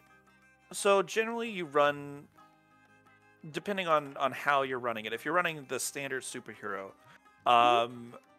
my favorite thing to do is to basically have it be within a city, within one city. Sure. You tend to, it's an easier environment if you have, for a number of reasons.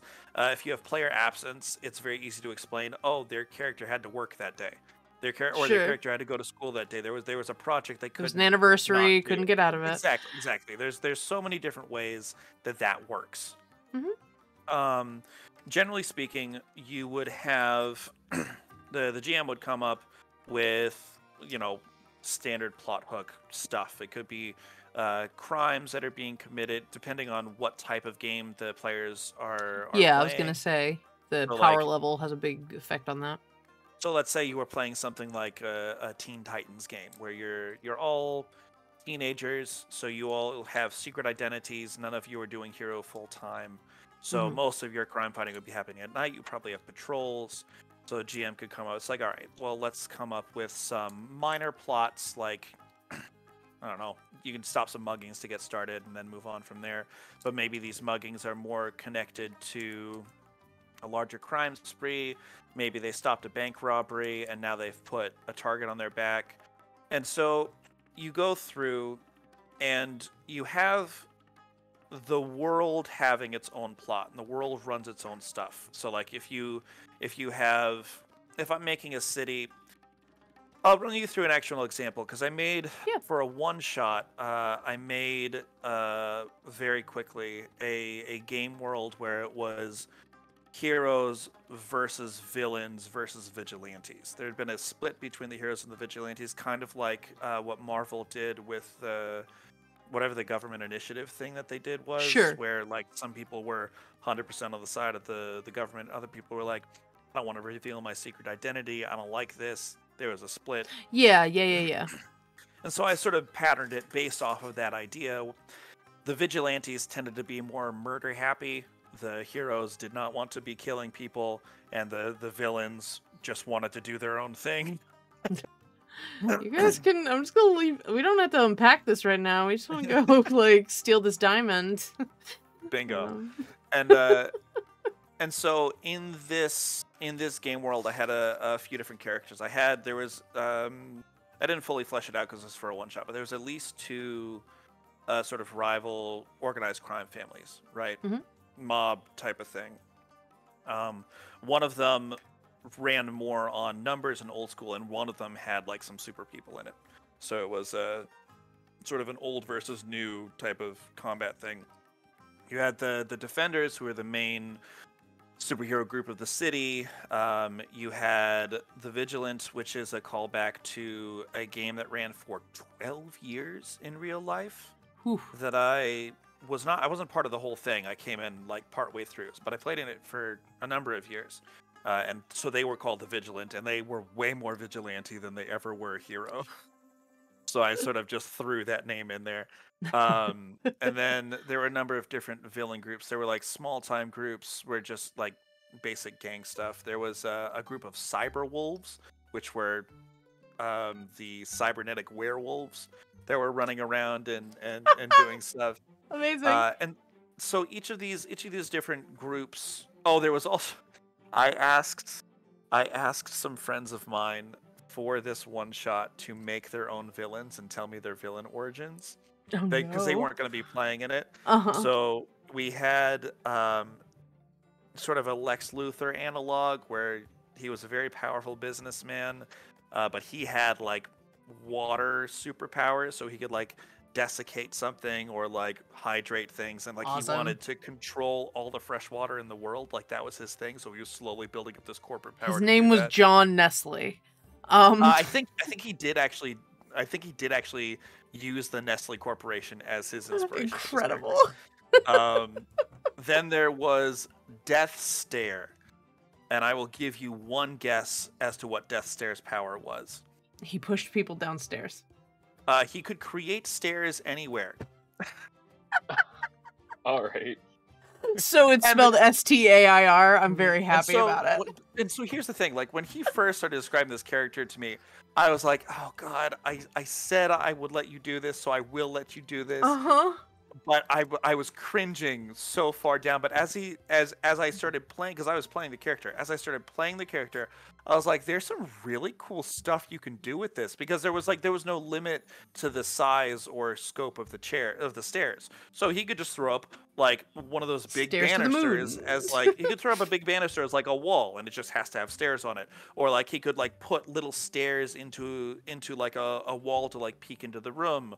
Or like someone's running towards you, there's stairs in front of you. You make a save or fall. Stuff like that. So like it was fun to play as, and it's sort of a good example of how like the mechanics of the system allow you to do so much within a special effect. Like you just use a special effect for justification, but if you can justify it based on the special effects, then you can do basically anything you want to. And so like Death Stare worked for the Nestle guy, and like was trying to steal stuff, and the heroes had to stop that. And the other henchmen that were working with Death Stare, they were martial artist twins that were basically quantumly linked. So if you hit one of them, amazing, he only took half damage, and his twin took half of that damage. And so like it was this crazy back and forth until there was a massive crit by the person who turned into an elephant, and like it was real bad. Oh no. The Death Stare reminds me of a game I have, an actual like card game I have called Super Fight, where you pull cards and basically pit your hand against someone else's hand, try to build something to fight each other. It's very fun, but there's ridiculous shit in it. So like you could logistically end up with a 6-foot-tall Freddy Krueger whose hands are made out of sharks with frickin' laser beams attached to their frickin' heads. Like that's absolutely something you could pull out of that deck. Because you'd have to build it. It sounds like something that's a great character generator for hero, because you could. Absolutely, absolutely. There's all sorts of stuff that you typically play the game with. You create a monster in the middle, and everybody tries to go, well, I can beat you with my Superman in an iron golf cart. Like I could beat you with that. And then everybody goes around the table and adds a modifier to the next person's deck cool. to fuck with them. It's like, yeah, but he's also afraid of bears. That's so and the bad cool. guy's a big bear. Oops. Like that kind of stuff you can do. Yeah, it's very fun. Anyway. I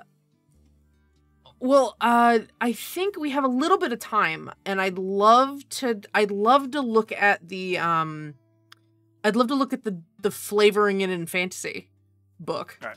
Just to kind of see, okay, what do you do with this then, or what's fun? Is there anything fundamentally different with it? Pull up my book of Fantasy Hero. So fundamentally, it's still a fantasy adventure, right? So there's a lot of things that are similar. One of the things that you do in Hero, for Fantasy Hero, for Star Hero, for games where it's not just you building whatever, there are templates and packages.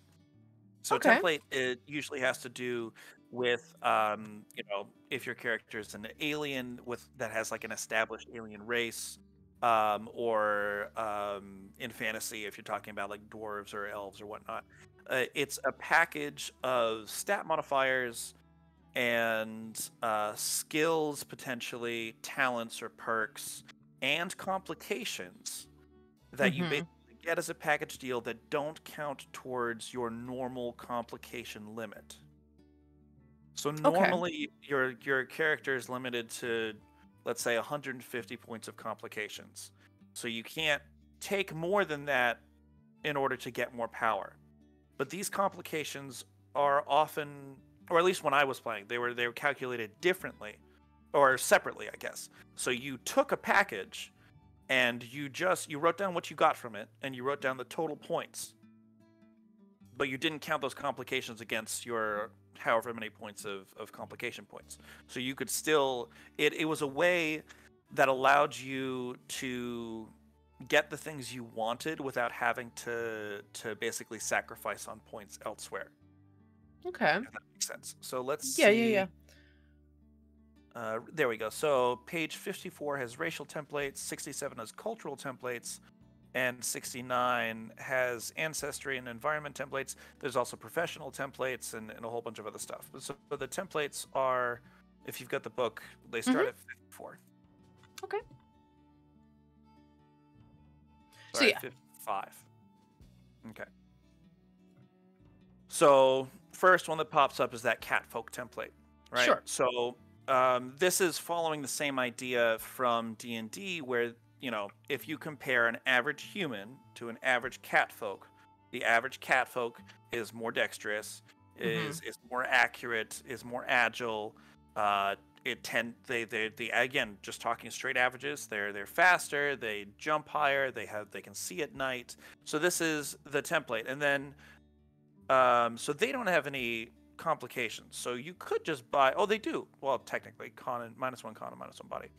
But if you look down below, they also give you options within that template. So maybe you're not just a generic catfolk. You have this other thing about you. And this allows you to balance your game world. Because in a fantasy hero setting, you mentioned you saw the sort of normal human characteristic maximum stats. Yeah. When we were looking at the stat lines. And so this allows you both to play around with that, because a catfolk's max dexterity isn't 20, it's 23. And so this allows you to play around with that. This allows you to, if you need to create a group of NPCs, it allows you to keep them, instead of just making them super generic, it allows you to keep them sort of fitting within the world and within the balance that's being created. Okay. And again, these are all things that you easily could just make. Right? You don't have to take Right. The idea is that they've done some of the work for you if you want to cut a few corners just to kind of get closer to actually playing the game. Exactly. And so centaurs, as you can see here, they do have complications. They're large, and we can see some of these frequency things and how much it screws them over. So like the large it's not often a problem. But if there Sure. is a tight space they have to squeeze into, they have the complication. They can't necessarily do it, or it's harder for them. And it's not like kryptonite where they suddenly die in a small space. Sure. That would be greatly impairing, or totally impairing. I did have a centaur in a D&D game though who was claustrophobic, so technically. Amazing. Centaurs are prone to intoxication. I saw that. I was like, I'm curious about the justification there. Is it just that it's that dang horse constitution that can't handle booze? Half man, half horse. It might have to do with pride and just not wanting to back down, and then alcohol being just over drinking because they don't want to. They don't want people to think they're lightweight. It's just that they have a reputation for rowdy, raucous behavior, particularly when they're drunk and they become drunk easily.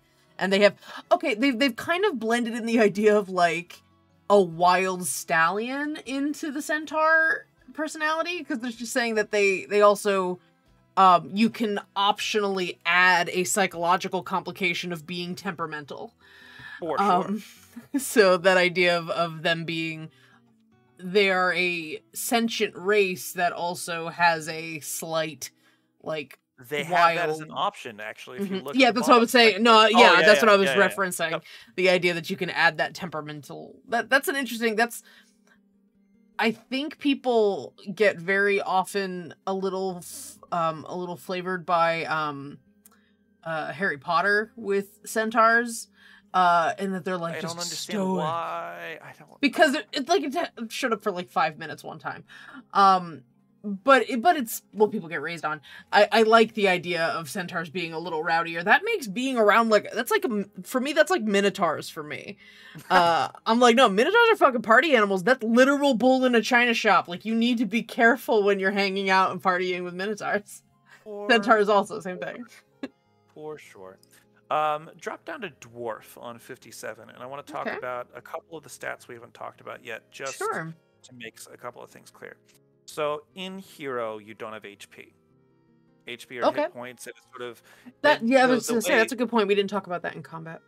So HP, the way it's described in D&D, is like a combination of your stamina, your physical health, your luck, your ability to stay committed and in the fight. Right. Various variables for that. And I let that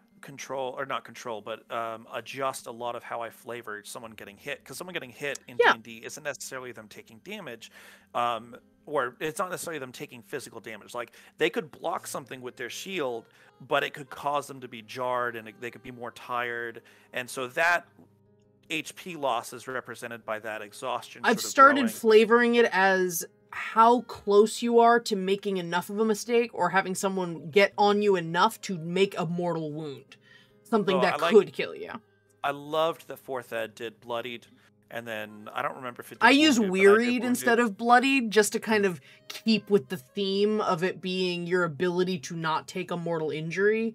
Your ability to kind of stay on top of things. For me, the reason I use bloodied is because I almost think of it as like a bloodied nose, where it's not. Yeah. So like the first one is like a minor injury, and then at a quarter I describe a major injury, so like wounded, like you actually get hit. You're getting close, right? So in hero, you have 2 stats to represent your physical, your well-being in general, that go up and down. Your body score, which is your physical health. Okay. If your body drops to negative your positive body score, you die. Okay.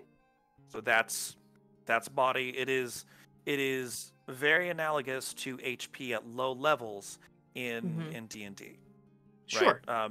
The average body score for a person is 10. If you don't spend any points on it, and you don't want to recoup points by buying it back, you 0 points for 10 body. Average person dies when they take 20 body. A dwarf naturally has a +2 body score. So that is one way that they represent that dwarves are harder to kill. Okay. Your stun score represents your consciousness.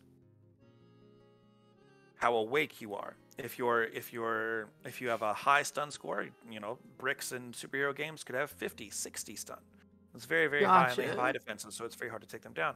But basically, as you take stun, you get closer to unconsciousness. If you're at 0, you're sort of like halfway there. Dropping below 0 does not make you unconscious. It just makes you unable to act until -10. If you keep getting hit past -10, then you go unconscious. And depending on how far down you are, it determines how long you were unconscious without outside help. Okay.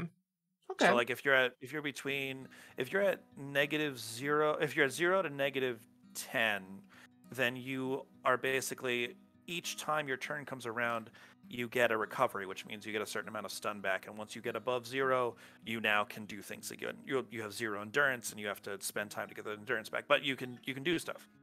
If you go down past -10, -10 to -19 or 20 or something like that, it's now, instead of every one of your actions, it's now every turn, and then you keep going down below that. Eventually, you hit something called GM's option, which basically just means you will never wake up unless the GM says so or someone helps you. Whew. That's Whew. comatose. Yeah, that's fair. You literally can go comatose, and that can cause you a whole bunch of other problems. We can also see that dwarves get endurance. Everything you do in Hero costs endurance unless you buy it not to.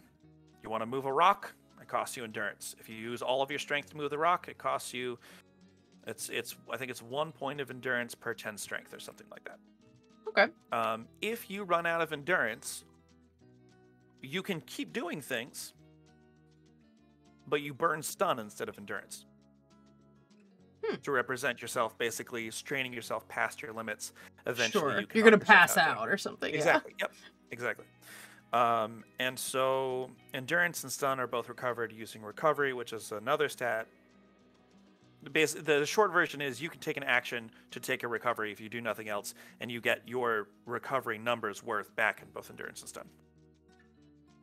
So having a high recovery is very good for people who can like take a breath and calm down immediately. Having a high stun is good for people who just are hard to knock out. Having a high endurance for people who can just burn through energy constantly. Sort of how those stats are represented. So those things are often represented in templates as well to represent either more of a physical hardiness. You could do it in, like, if you were an athlete, you had an athlete template in your game, you could say that they get more endurance and more recovery just because their heart is healthier, their lung capacity is better because they've trained to do that. All right. Okay.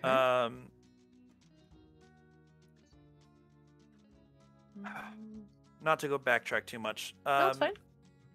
In D&D, if you get hit, you take HP damage. In Hero, getting hit is only part of your defenses. Damage resistance in D&D is very rare. Damage resistance is called defenses in Hero, and everybody has it. Okay. So like a normal person has 2 physical defense and 2 energy defense. If you get shot with an energy blaster, then whatever the die roll is, you take 2 away from that for your stun score. Right? And it means that stubbing your toe doesn't necessarily cause you to break your toe. You have the defense works for body damage and for stun damage. We didn't talk about that. The short version is normal attacks do both body and stun based on what you roll in the dice.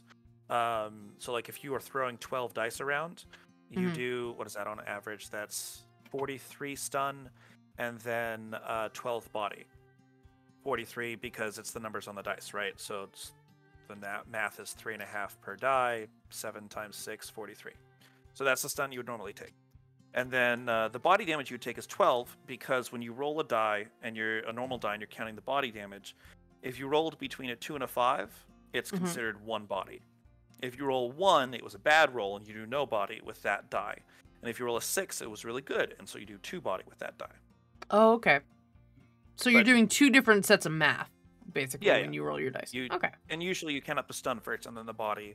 And then the body affects things like knockback and this, that, and the other thing. But Gotcha. So, okay. So you can buy up your defenses and you can take less damage from hits.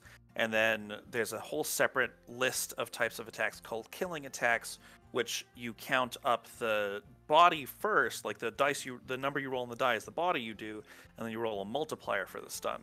and those require specialized resistant defenses. If a normal person doesn't have resistant defenses, a knife just slides in. Is the basic idea there. But you can buy resistant defenses.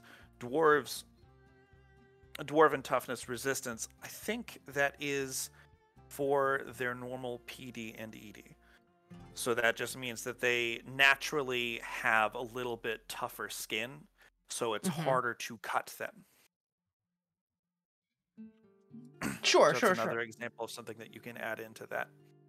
And then we can drop down to the cultural templates on 67. Sure. We'll do the templates and then we'll probably stop there. I figured. So lots of cultural templates will have knowledge skills attached to them. Sure. Knowledge skills are split into different types. You have area knowledges, which is knowledges of a geographical area. You have professional skills, which are they're sort of all-encompassing skills for what you do as a member of that profession.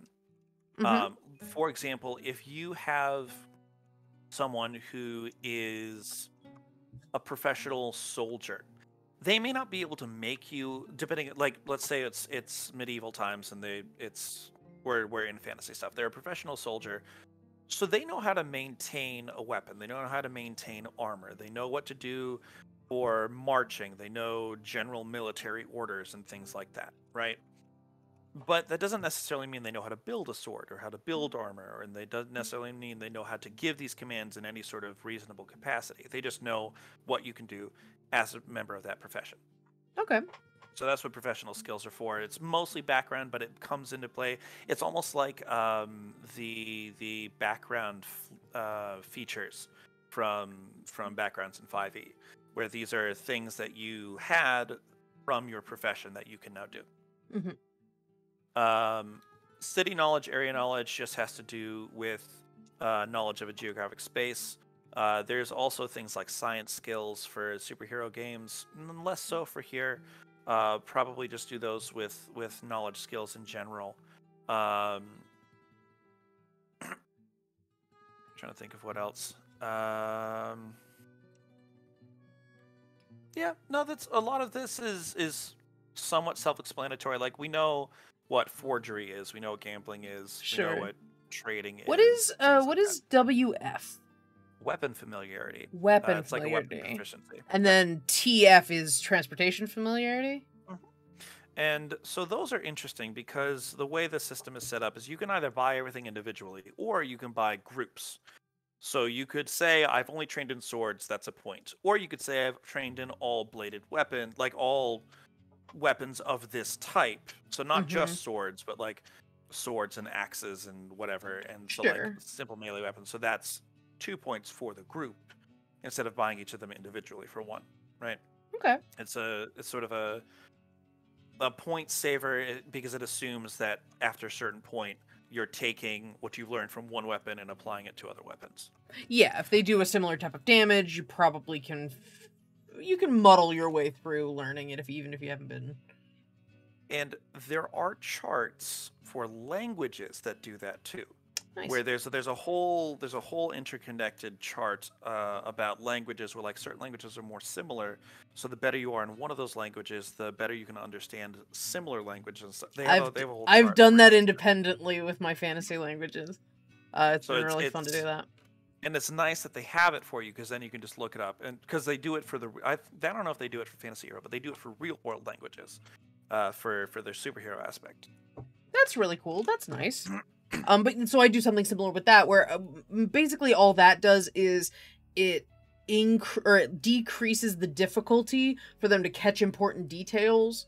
So it's like you don't know you know Elvish, but you don't know Sylvan. Sylvan is Old Elvish, so you're gonna catch a couple of words here and there, but the syntax is really weird, and it's like Old English and English. You know, there's gonna be maybe a couple of things you catch, but you're not gonna get the breadth of nuance. Exactly. And that's actually something that you do when you take languages as a skill. It's not just on/off. You can take 1 point you can take basic conversation, all the way up to 5 points where you can mimic regional accents and dialects, and all the idiosyncrasies and all this. So like depending on the level you buy the language to, you can have a much more in-depth conversation with people. Elemental. So the ancestry templates are, I guess for me they're what I expect, right? If you are, it's like adding an air genasi to an elf or something. You get like sort of the package deal from this and the package deal from that. And the example they have here is like a deep elf, right? Instead of an elf, yeah. And so you can do that where you can layer these templates on top of each other. You could make a cat person centaur or whatever just by combining the 2 templates and put them into one. Solves so many of the conversations I've seen about half whatever is in D&D. You just throw both templates together and boom, you got it. Yeah. Down further, you have the professional templates. Professional templates tend to be, well, here they tend to be larger because it's more of your life rather than just being born this way. Sure. Yeah. So like, they start with it's class-esque. It's the thing you've kind of dedicated your training and career to. And so you take that and you have the the psychological complications and whatever that goes with it. In Fantasy Hero, they do have an equipment option. In Champions, you don't use equipment. You just buy it on your character sheet and you have it. Yeah. And there's ways to simulate equipment by buying it as a focus or by buying it as independent. Maybe it uses charges, like anything with a clip. Those are considered charges. There's a limited amount of times you can use it. And the amount of charges determines whether it's a disadvantage or an advantage. Sure. Because it doesn't cost you endurance if you're using charges. And so, what was I talking about? Equipment. So so in Fantasy Hero, they have an equipment option. They have a money option. So it sort of falls more in line with more traditional fantasy role-playing games, where you don't necessarily have to pay points for it. But the way you would build it in the character creator, if you were going to use it, is you would buy these things as real weapons, and that disadvantage means that the weapon needs to be maintained, or real armor, and there's the strength minimums to be able to use it. Like, there's a whole bunch of mechanical things that go into building these things. But for Fantasy Hero, they have I need to find the page for it, but there's an equipment page where it tells you the final cost. You can just write it down in your character sheet and just call it a day. You don't have to go through and do the whole build if you don't want to, but you can, and that's what I like about it, because that means that you can create your own version of masterwork weapons and armor. Maybe like the mithril would just be removing the strength requirement. Or you could buy something that's mercurial, and maybe it does more damage when it's being moved faster, and it gives you bonuses to like move bys or move throughs. So there's a whole bunch of different things you can do with it. Yeah, I think this is interesting. They're I think of we haven't talked about magic. Sure. I'm actually really just, if you can, I know it's like, give me a sentence, but no. What's the general vibe for magic? How specific versus how general are your magical abilities in this? I would think it's very a la carte, but well, the short version is it's whatever you buy, right? But if you're specifically playing Fantasy Hero and you want to use the Fantasy Hero Grimoire, you can. It is a different spellcasting system than D&D, because D&D is a Vancian spellcasting system. It has to do with spell slots and only being able to memorize a certain number of movements and words per day. These words of power, these movements of power, you can only do a certain amount of them. That is the reason that D&D spellcasting is designed with spell slots the way it is. Yeah. So this one doesn't have that system.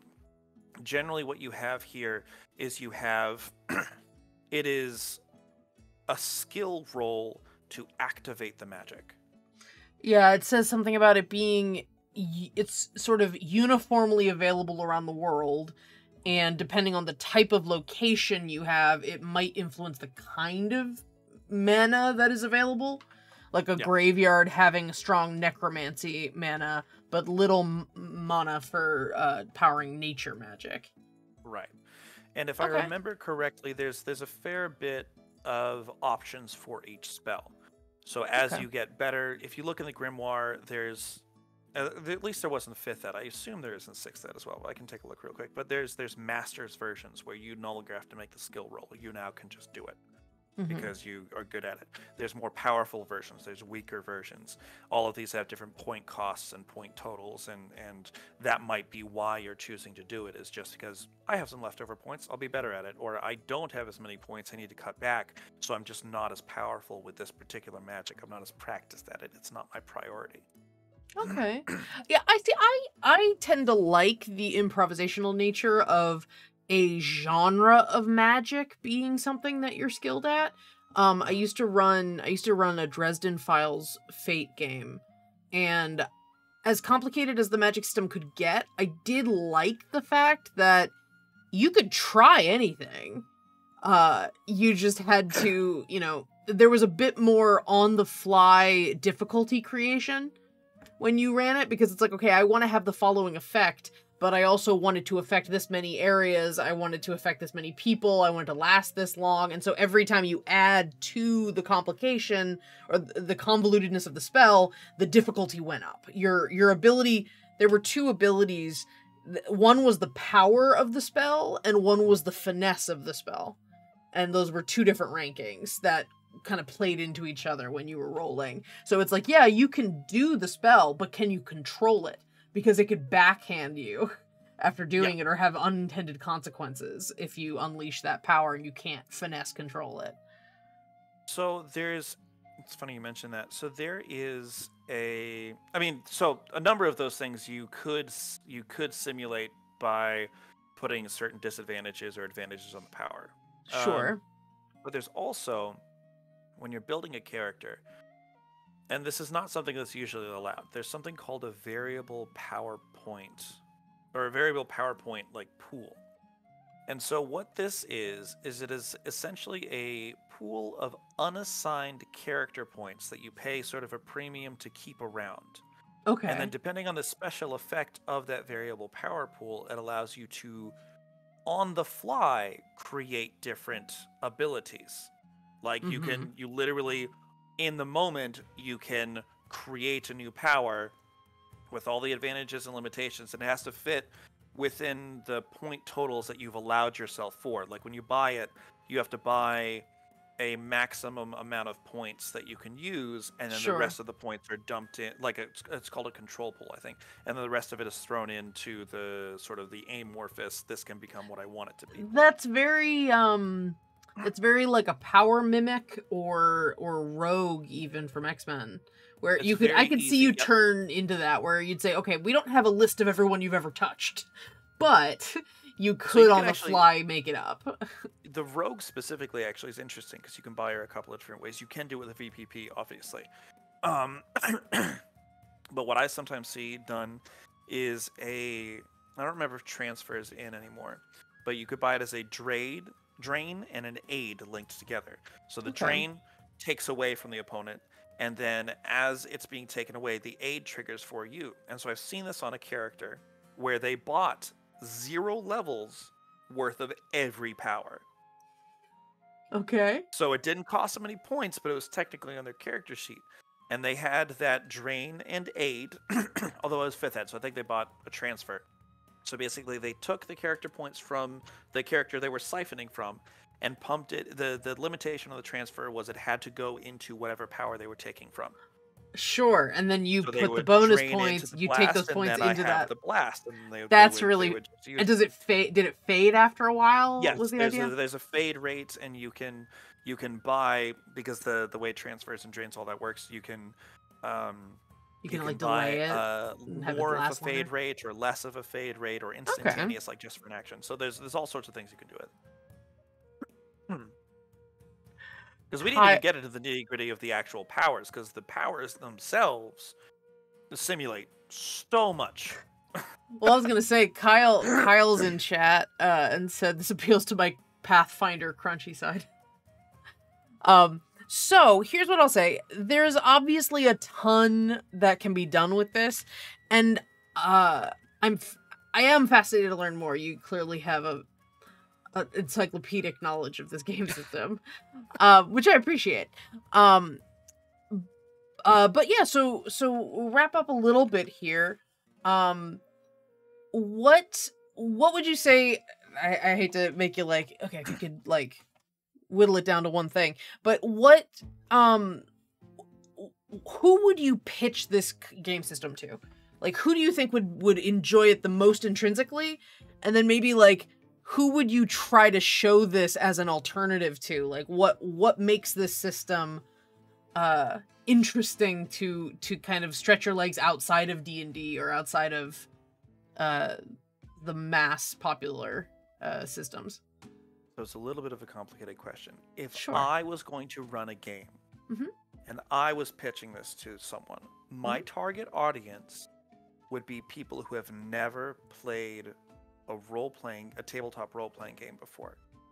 Sure. And I would walk each of them through character creation, not having them do any of the math. I would just say, tell me what you want to do. You can make them... We can make it as specific as you want or broad as you want. You can pick a character from fiction. You can make your own thing. It needs to be someone who, like, is in... Especially for superhero stuff. Someone who's interested in superheroes. Someone who's thought about, like... Sure. Someone being a who different character. understands the tropes of the genre enough to be able to come up with their own idea But I would or like play them off it. Yeah, but I would like them to not have this a system in mind when they're making their character, because valid. Hero is very close to unlimited in terms of creation potential. Some of it's a pain in the ass to make. This is it is shocking how many things I'm hearing that are just like, no, this applies to GURPS too. Having someone who knows the game, at least has a very working knowledge of it, who can do the crunch work, at least the initial crunch setup, and then let you play in the mechanics, I think would be an ideal situation for players. I mean, so there was just a quick tangent there. I'm playing, when I was in Beijing, I was playing in a One Piece game that we originally did in Awesome. Hero. Okay. And one of the players, Grisha, he wanted to recreate a character he made for a one-shot I ran years ago in Hero, which is a ship named Danger. And the character is in the original character was a ship, like a spaceship type of thing. And then he had like an avatar that would come out of him that was a robot that would run around and do stuff. And I know how to do that. I know how to do that in advanced technology stuff, because I was like, oh, okay, so your character is the AI, and then you have two vehicles. You have your human-sized vehicle and your ship-sized vehicle. Yeah. So your character is actually the AI. But then he wanted to recreate this character in One Piece as an organic, like a living boat. Oh, and it God, became, I hate it. And because of that, it was infinitely... Well, he was still made of wood, right? Okay, So he was still made all of right. wood, but I was thinking like meat ship, and I don't like it. He's made of wood Kira that like, shit. is still alive and can repair itself. Oh, okay, sure. So ironically, very similar. I pulled that very in the Time of the similar. Rakshasa, yeah. Yep. So he wanted to redo this, and it's because of the special effect change, it became so much harder to do. Because, like, mechanically, I would want to do it the same way, but because of the special effect, he didn't want to have a centralized part of him be the AI. He didn't want to have that idea. He wanted to have the ship be him. And so that becomes more complicated because ships are expensive. Because normally when you buy a vehicle, you divide the cost by 5 to put on your character sheet. So you can buy a very expensive, and normally for vehicles for a group like this ship is being used as, everybody puts points into it. Sure. So you could have 2,000 point ship that costs what? That's 400 points total split amongst 4 party members. It's probably not that expensive, but that's the idea where you can do the math down and you can split it up and do that, but you can't do that if that's your main character. Mm-hmm. And so that becomes much more complicated, and so we had to create some exceptions for him with the GM. It's like, look, I can build this way, but it's going to be a huge headache. If we do it this way, he's not going to be overpowered. It's just the way he's built, right? Yeah. And so we had to sort of work with, because I wasn't running it. I'm one of the players in the game, so I had to work with the GM and say like, and because he doesn't know the system very well, so I also had to convince him. It's like, it will be fine. This doesn't break the game. Yeah. It's still gonna run the way you want it to. Don't worry about it, right? Okay. So my ideal, like I said, my ideal would be running with people who haven't played, or people who know the genre, or something that allows them to not necessarily think in class terms. Mm-hmm. That's fair. And you can think in class terms, and that's fine. We can create that character. But there's so many other things that you can do that it almost feels a shame to just do the same thing. Yeah. No, absolutely. Yeah, I could definitely see it being a little harder to kind of break out of the structure, the framework that you intrinsically sort of build in your head when you're familiar with a different system. I mean, we say a different system, but I mean, 9 times out of 10, we're talking somebody, at least in our circles, people who play D&D or like Vampire or... Let's say nowadays especially, it's very often D&D. In comparison to what it was before, at least what it felt to me before, I felt like I saw a lot more people playing a lot of other stuff. But a lot of people, there's a lot of people I talk to now, D&D 5e is their first system, and that's weird to me. Yeah. Yeah, I mean, it's just the sheer volume of people who have found the hobby, you know? For sure. You had a multi-part question, and I only answered. I did. One Well, part. okay. So the question was, what kind of people would you want to introduce this to, and what kind of people do you think would like this game outside of the kind of people you would want to play with necessarily? So Kyle's got the there are crunchy people- Pathfinder brain, so that So there's seems like maybe people who someone would like enjoy. building in it, Mm-hmm. and then there's also people who like playing in it, and there's definitely crossover. But there are some people who like building more, and there are lots of other people who like playing more. That's Because fair. the playing itself, once you wrap your head around the OCV and DCV system, and once you wrap your head around the 3d6 system of like roll this or under, the game itself has a remarkable amount of freedom in that the physics system allows you to do a lot of cool stuff that in lots of other systems, it's written in that it doesn't work that way. Mm-hmm. So it does allow you to David and Goliath stuff in a way that leveled systems don't necessarily work. And so I think that anybody who really likes being creative with their characters and creative with their abilities and their powers, those are people that would enjoy Hero a great deal. Anybody who, not necessarily the same people, but also anybody who really likes crunchy systems that have rules for everything, that have options for everything, will like this because you have options for everything. I wasn't able to get you the equipment guide, it's too big, but That's okay. the Oh, equipment gosh, I can guide imagine. has I think it's a 6-page write-up on nuclear weapon. Like just one nuclear weapon, all of the effects you get from the initial explosion all the way through like the radiation damage and like God. the years of however long it stays. Like they literally bought down the delay rate on some of these change environment effects. Like, and then there's a summary Jeez. at the end that's like, it's this, and this, and then just like, so yeah, everything. Uh-huh. Uh-huh. Well, okay, so this is clearly a bigger than one episode sort of discussion.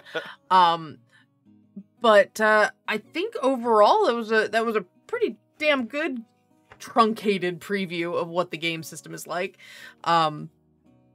I think there's a lot of kind of the Venn diagram between this and a couple of other systems that I'm aware of that are more rules heavy. it certainly plays to some of those. So like I said, GURPS, Fate has a little bit of a flavor in here, a little bit in terms of like the way that point buy works and that kind of thing. It's got some, but obviously the hero system is, I think, probably older than actually Dresden or than Fate, but probably not older than GURPS. Well, it is. It's older than GURPS? It's 5 years older than GURPS. Wow, nice. Champions first came out in 81 and GURPS came out in 86. Gotcha. And I think GURPS did take a lot of influence. And it's not the same game. And I think that the reason I like Hero more is because Hero feels more superhero. And GURPS feels more like people. Realistic. Like you can build and it is. The rules themselves for GURPS reinforce this realism that Hero has a lot of rules, but the rules are based on comic book rules. Right. They're based on right. the comic that book makes genre, sense. And so it's a different feel of the game, and I personally prefer the superhero version rather than the normal version, just because I like the creative freedom of putting the points where I want them to be. When I played GURPS, because I played GURPS for years in Beijing, because a friend of mine who was running, he liked using like a rules light version of GURPS, but we still use the GURPS character creator, and it felt too limited. I wanted to make a Mega Man character for his like fighting Nazis space opera game, and we originally the pilot episode of the campaign was done in Hero. Very easy for me to make. When it came to GURPS, I was running out of points constantly. I couldn't fit everything in that I wanted to fit in, even though we were ostensibly playing at the same power level, just because GURPS is designed to be more down to earth and more realistic for the characters. And so it was much harder to do. So I ended up playing someone entirely different. But and it was fun, and we played for years and years and years and years. I think it was a 6-year game or something like that. But it was, so GURPS is, it's a different system, but it has a lot of similarities in terms of the probability spread and how you buy points and like the how to level up in those things and etc. A number of mechanics are similar. So it wouldn't be. It does very much feel like you said, this kind of. It's kind of a genre flavor where you're dealing in sort of a more epic scope with the hero system, or just allowing the characters to feel larger than life, whereas GURPS is kind of like life. So, I definitely get that. I can see the appeal to the hero system in that way. All right, well, let's call it there. I love when conversations go over. That means we were having a good time. And RC, thank you so much for joining us tonight. It was super awesome to just kind of like spur the moment, be like, hell yeah, let's get you on the show. It'll be fun. It was very fun to be here. Thank you. Awesome. Well, Franz, thank you so much for being our just a little guy in the corner. I know there's a lot of talking, but hope you had a good time learning about the system. Yeah, I forgot I was part of the stream for a little bit. I was Amazing. the whole time. Amazing. I learned a lot, but I'm just like, I have nothing to do with this conversation. Yep. Yeah, this is great. I'm loving this. Nothing to say. Sometimes it's fine to just be in the orchestra section, just watching. I get it. Yes. Great podcast, everyone. Yeah. All right. So everybody who's in the chat, thank you so much for joining us tonight. I'm sure we'll have RC on another time. At minimum, having him on more Tabula Rakshasa. I cannot wait for that. And that is coming up tomorrow. Not RC specifically, but tomorrow night we have another episode of Tabula Rakshasa, another group of 4 people. We got a couple returning folks, and we're kind of mixing and matching our players now. And I'm super excited about tomorrow night. A Mouse, who is in the chat, will be on the show. And we've got Alora coming back. And we've got 2 new players. Jonathan and Devin will be joining us. So it should be interesting. I'm playing around with something a little different for tomorrow night, and should be a good time. That's same time as this show, so it's 6 p.m. Pacific, 9 p.m. Eastern, here on the channel We Are Nerdsmith. And hopefully we'll see you guys here next week. If you're coming back for Discover RPG, it's a 50-50 shot. If it's Discover RPG, it might be Nerdsmith Pixel if we decide we want to play a video game. But overall, we'll have a good time. And if you want to keep talking about this or other RPG topics, come check out our Discord. We have a lot of fun conversations and lots of categories to talk in. But I want to get, I have a couple of other things I want to share in the general TTRPG topic, because I did discover a neon noir game that I want to check out called Crescendo of Violence, and it's very good. That title's so good. Yeah, it's such a good title. I will put a link to the cover. Oh, that doesn't work. Let's see if it'll let me. Here's just a link to. Here's a link to the actual the role-playing game where you can get it from the publisher. Load that page. Someone described it as let me see. Yeah, that link, the second link should work. The first link probably didn't. But yeah, I'll talk about it on the in the Discord is what I was trying to say. Not that one. I want this one. Yeah, here you go. If you want to check it out, it's super pretty. Someone describes it as cyberpunk with a little less focus on, or little to no focus on the corporate greed angle, and more just like existing in the street level of. They called it jazz, cyberpunk jazz. So I'm getting a little bit of Cowboy Bebop vibes. I'm getting a little bit of I don't have a good reference point for it, but that's the one that really gets me, but like with a little more sheen on it, a little more neon. And so I want to check it out and actually see what it's about, but anyway, that's just something fun for you to check out later. There's always fun games to find. There's always cool new things to learn and play. And so we're excited to bring that kind of stuff to you week after week. And we will hopefully see you here next week. Please take care of yourselves, make good choices, be safe, and above all, do us all a favor and be good to each other. RC, again, thank you so much for joining us tonight. And we'll see you soon. All right. Goodbye, friends. Good night. See you next time. Bye. I want everybody to dance. I'm just like I tell you. And when I say hold yourself, I want all of you get ready to stop. When I say stop,